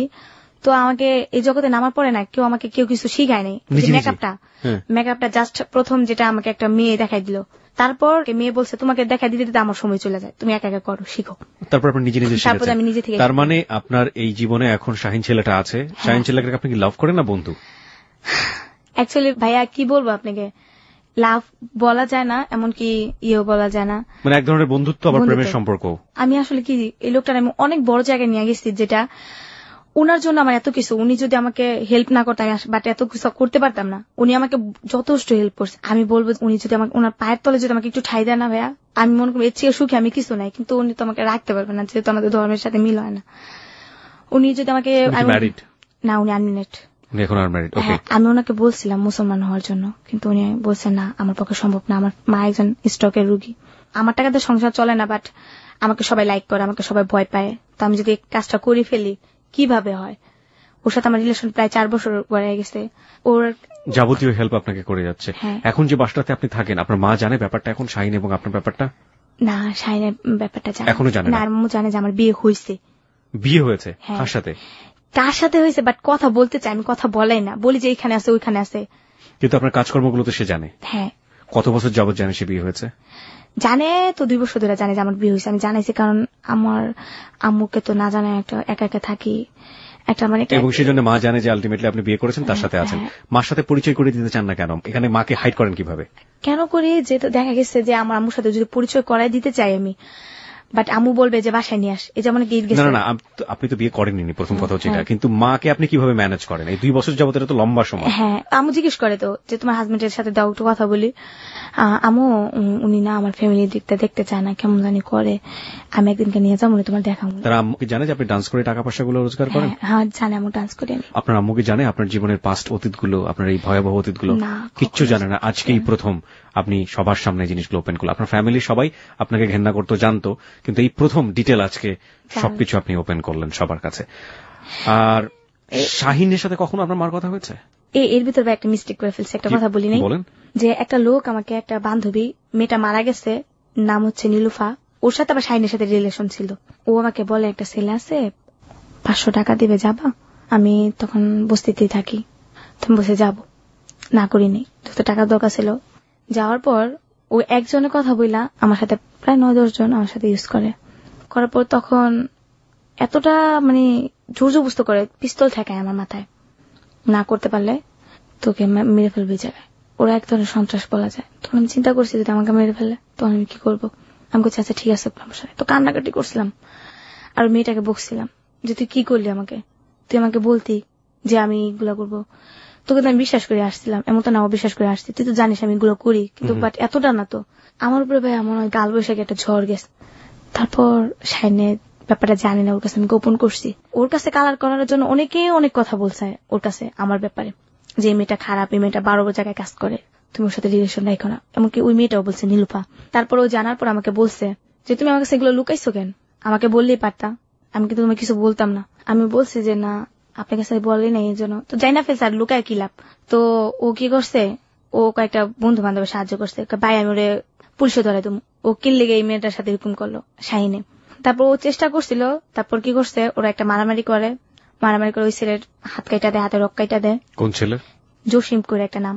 এই ছেলের সাথে আপনার কি সম্পর্ক? ছেলেটা ওই যে আমাকে নিয়ে গেল একসাথে 10-12 জন আমার সাথে। ওই ছিল তার মধ্যে একজন? হ্যাঁ। এবং এই শাহিনের সাথে মারামারি হচ্ছে? শাহিন একটা ফ্রেন্ডের সাথে মারামারি হয়েছিল। আচ্ছা। তখন ওই ফ্রেন্ডে বলছে, ওই ফ্রেন্ডও আমাকে খারাপ কথা বলতো, ফ্রেন্ডরা বলতো শাহিনের কাছে যে এমন মনিকে একটু ব্যবস্থা করে দেয় না দোস্ত, তোর সাথে তো আসে। ও আবার কি করতো, ও আমার কাছে বলতো যে তুমি বলবা যে না আমি করি না, আমি যে বলছি এটা বলবা না। ওর কাছে বলতো তোর যদি ম্যানেজ করে নিতে পারস নি, কারণ বন্ধুর কাছে কালার হইতে পারে না। তারপর যেটা হয়, ফ্রেন্ডরা আমাকে বলে যে তোমার সাথে হ্যান ত্যান বলে, তাই আমি বলতাম না ভাই এটা সম্ভব না, কারণ আমি আপনার ফ্রেন্ডের সাথে সম্পর্ক রাখছি, আমি আপনার সাথে বাট কখনই পারবো না। ও আমার বেড রেকর্ড আজ পর্যন্ত দেখে নেই, জাস্ট কানে শুনছে, কিন্তু কখনো আমার কিছু দেখে নাই। আজকে তো আপনি সব স্বীকার করলেন, আজকে তো ফার্স্ট শুনলো। হ্যাঁ। শোনার পরে যদি ও পারবে আপনাকে নর্মাল ভাবে নিতে? হ্যাঁ, কারণ আমি ওই বিশ্বাসটা আমার ওর উপরে আছে, কারণ ও আমাকে খুব বিশ্বাস করে, খুব। ও আমাকে বলছে তোমার ডিটেলস যা কাহিনী আছে সব বলবা, আমি সব শুনবো। So this is the first time ও আপনার গল্পটা শুনছে। হ্যাঁ। শেষমেশ আমাদেরকে বলবেন যে আপনি ভবিষ্যৎ নিয়ে কি চিন্তা করেন? ভবিষ্যৎ আর কি আছে ভাইয়া, দেখা গেছে আম্মু আছে, আমি আছি, আমার আম্মুটা একটু ভালো করবো, একটু আগের মতো সচ্ছল করবো, যেন হাঁটা চলা করতে পারে। জানেন ভাই, একটা সত্য কথা বলতে কি, আমার আম্মু এখনো বলে তোমার কিচ্ছু করা লাগতো না, আমার একটু সুস্থ হই, আমি আবার জব করবো আগেরটা, আমি আবার ওদের সাথে রিলেশন করবো, কালেক্ট করবো নাম্বার, MBBS ডাক্তার, তো আমি নিজে একটা ফার্মেসি দেবো, দিয়া তোমার জব করা লাগতো না, তুমি বাসায় বসে বসে খাবা। আমার আম্মু এখনো বলে, আমাকে যেটা সাহস দেয়। তারপর আমি আম্মুরে বলি, মা ওইগুলো ভুইলা যাও, তুমি এখন বুড়ো হয়ে গেছো, এগুলো মনে রেখে লাভ আছে। MBBS ডক্টরের মেয়ে, তার কি অবস্থা। আপনি এখন ভালো আছেন, আগের তুলনায় আপনি অনেক ভালো আছেন। এতটাই ভালো ভাইয়া, যেটা ভাষায় প্রকাশ করা যায় না। আল্লাহ পাক আমার মনে কপালটা লাকি রাখছে যে আমি সব দিক দিয়ে এখন খাওয়া লওয়া পোশাক টোশাক সব দিক দিয়ে আমার মান সম্মান বলেন, হেল্প বলেন। আগে তো একজনের ঘরে গেলে বের করে দিছে, একজনে খাইতে দিছে না, একটা ইয়ে করতে দিছে না। এখন আমার থেকে মানুষে চলে, বাট বলতে পারেন আমার ফ্যামিলিটা আমি চালাই, আমার পুরো ফ্যামিলিটা। যাই হোক, এটা ডান্সের টাকা দিয়ে। আপনি সবশেষ বলবেন যে হ্যালো 8920 তে আপনি কেন আসলেন? এটা আমি প্রথম থেকে যখন শুনি, ভাড়ে যাওয়ার পর একদিন শুনি, অতি প্রথম এরিনার কাহিনী যেটা হয়, ওইখান থেকে শুরু করে প্রত্যেকটা গল্প আমি মিস করি না, শুনি। তারপর আমার মনে একটা আগ্রহ জাগে যে আমি এটা বলবো, আমার জীবনে তো কত ঘটনা ঘটছে। যখন আপনি বলতেন যে এখানে সব ধরনের গল্প বলা যায়, হতে পারে সেটা যে কোনো ধরনের ভালোবাসা, লাভ স্টোরি, দুঃখের সবকিছু, তো আমি ভাবতাম তাহলে আমার গল্পটা ওনারা নিবে। কিন্তু আমি নাম্বারটা কখনই বুঝতাম না, আপনার ফোন নাম্বারটা কখনই বুঝতাম না, খুব স্পিডে বলি কখনো নাম্বারটা এতটা স্পিডে বলতেন আমি বুঝতাম না। তারপর যেটা হয়, আমি টাচ মোবাইল নিই, টাচ মোবাইল নেওয়ার পরে এটা অনলাইন থেকে নামাই, ওই শাহিনের সাহায্যে নামাই, ওর থেকে ধীরে ধীরে ধীরে ধীরে আপনার নাম্বারটা শুনি, শোনার পর ফোন করি, বাট ফোন ঢুকে না। কতদিন আগে আপনি আমাদের এখানে ফোন করেছিলেন? প্রায় আপনার শিমুলাপার কাহিনী হলো না, মানে আপনি মাস বলতে পারেন কয় মাস আগে? 6-7 মাস আগে হবে। 6-7 মাস আগে আপনি ফোন করেছিলেন, অর্থাৎ আপনি 6-7 মাস পরে গিয়ে আপনি হ্যালো 8920 তে আসলেন। প্রিয় শ্রোতা, দেখুন, this is the real thing. আপনারা হতাশ হবেন না দয়া করে। যদি জীবনে একবার ফোন করে থাকেন এবং যদি আমাদের গল্পটা আমাদের পার্সপেক্টিভ থেকে পছন্দ হয়, আমরা অবশ্যই আপনাদেরকে নিয়ে আসবো, এবং এই জন্যই বলি বারবার চেষ্টা করতে থাকুন। আপনি একদম সংক্ষিপ্ত করে বলুন যে আপনি কেন আসলেন। কেন আসা, যে আমার মতো এরকম কেউ যেন না হয়, কারো ফ্যামিলি দিক দিয়ে। আপনার মতো তো আপনি তো ইচ্ছে করে হননি, এখানে আসলে আপনাকে সমাজ বানিয়েছে, আপনাকে আপনার ফ্যামিলি বানিয়েছে। এই জায়গাটা থেকে, এত জঘন্য জায়গা থেকেও যে আপনি নিজেকে বাঁচিয়ে নিয়ে এমন একটা জায়গায় নিয়ে আসছেন যখন আপনি ভবিষ্যতের কথা চিন্তা করতে পারছেন, একটা সুন্দর সময়ের কথা চিন্তা করতে পারছেন, এটা তো আপনার নিজের জায়গাটা থেকে। কিন্তু আপনার সমাজকে কি বলার আছে, পরিবারকে কি বলার আছে? পরিবারকে বলার একটাই কথা যে মানুষের এমন অবহেলা করতে নাই। একটা মানুষ তো অনেক কিছুই করতে পারে, একটা মেয়ে তো অনেক কিছুই করতে পারে, হোক সে পাগলের মেয়ে, হোক সে ভিক্ষুকের মেয়ে। তার যদি একটু সহযোগিতা করে, 2টা ডাল ভাত খাওয়া, একটু সহযোগিতা করে, তাহলে কিন্তু মেয়েটা অনেক কিছু করতে পারে। আমাদের এখানে হ্যালো 8920 তে এরকম গল্প প্রচার হওয়ার পরে শত শত লোক সে মেয়েটাকে বিয়ে করতে চান, এরকম অনেক রেকর্ড আছে। আপনাকে যদি কেউ এরকম চায়, সে বিয়ে করে তার ঘরের ঘরণী করবে, আপনাকে সুন্দর একটা জীবন দিবে, আপনি করবেন? কি বলবো ভাইয়া, যেহেতু বিশ্বাস করতে পারেন এরকম অজানা একজন মানুষ? আমি বিশ্বাস করতে পারি না, কারণ যে জানে একটা মেয়ে অন্য ধরনের কাছে রিলেশন করছে, বাট সবকিছুই হয়েছে, মেয়েটা সবকিছুই বিলাই দিছে, আমার কাছে কিছুই নাই যে আমি আমার হাজবেন্ডকে দিব। কি বলবেন, কিছুই নাই আমার কাছে যে আমাকে একজন কি বিয়ে করে বরঞ্চ অসুখী হবে, সুখী হবে না। আপনি বিশ্বাস করতে পারেন না তাকে, তাই তো?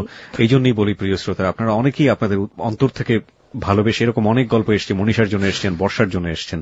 আজকের গল্পটা প্রচার হওয়ার পরে হয়তো আমার এই মনির জন্যও অনেকে আসবেন, কিন্তু দেখুন মনির জায়গাটা হচ্ছে এরকম। প্লিজ রেসপেক্ট দোজ পিপল যারা আপনার সারাউন্ডিং আছে। এরকম মনি অসংখ্য আছে বাংলাদেশে যারা ডাস্টবিন থেকে খাবার কুড়িয়ে খায়। The real fact is that আপনি গল্পটা শোনার সময় উহু আহা অন্তর কাঁদছে, একেবারে কেঁদে কেটে বালিশ ভিজিয়ে ফেলেছেন, কিন্তু কালকে সকালবেলা ঠিক যখন কর্মস্থলে যাবেন, যাওয়ার পথে দেখবেন এরকম একটা মনি রাস্তার পাশে বসে আছে।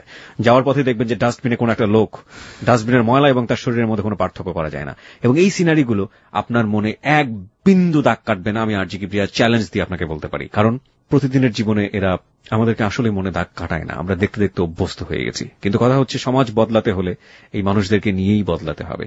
আমাদেরকে যদি সত্যি সত্যি বদলাতে হয়, তাহলে এই মনিদেরকে নিয়েই বদলাতে হবে। এবং এই মনিদের মধ্যে প্রচুর সম্ভাবনা লুকিয়ে আছে। এদেরকে পেছনে ফেলে, এদেরকে হেট করে, এদেরকে দূর দূর করে তাড়িয়ে দিয়ে আমরা কোনোভাবেই সামনের দিকে এগোতে পারবো না। মনি, আপনাকে অনেক ধন্যবাদ। আপনি 17 বছর বয়সে এই জায়গাটায় এসছেন। এত ছোট বয়সে আমরা কখনোই কাউকে নিয়ে এই জায়গাটায়, কিন্তু আপনার জীবনের গল্প থেকে অনেক কিছু শেখার ছিল, যে কারণে আমরা আজকে নিয়ে এসেছি। যে ভদ্রলোকটির কারণে আজকাল আপনার এই অবস্থা, আপনার যে ভাইটির কারণে আজকে এই অবস্থা এবং যে ফ্যামিলির কারণে আপনার আজকে এই অবস্থা, সেই ফ্যামিলিকে আমাদের ধিক্কার জানানো ছাড়া কিছুই করবার নেই। আমরা শুধু বলতে চাই, এরকম মনির শৈশব কিংবা এরকম মনির যে জঘন্য জীবন বা অবস্থা, সেটা যেন কোনো ফ্যামিলির কারণে না হয়, সেটা যেন কোনো ভাইয়ের কারণে না হয়, সেটা যেন কোনো বাবার কারণে না হয়। এটি হচ্ছে আমাদের হ্যালো 8920 থেকে আজকে সবার জন্য বলা। আমরা আপনাদেরকে রিকোয়েস্ট করতে চাই, অনুরোধ করতে চাই, আমরা জানি এরকম মনির সাথে আপনারা অনেক শারীরিক সম্পর্ক করেন, অনেকেই যারা আজকে হ্যালো 8920 শুনছেন, এরকম মনির সাথে আপনারা অনেকেই তাদেরকে আশ্বাস দেন, কথাবার্তা বলেন, অনেক সুন্দর সুন্দর স্বপ্ন দেখান। তাদের প্রতি আমরা রেসপেক্ট রেখে বলতে চাই, প্লিজ তাদেরকে মানুষ হিসেবে নেন, মানুষ হিসেবে তাকান। এদেরকে আপনারাই পারেন সুন্দর একটা সমাজ দেখাতে, এদেরকে এখান থেকে বের করে নিয়ে আসতে। প্রিয় শ্রোতা, আমরা হ্যালো 8920 এই পর্বটি শেষ করছি।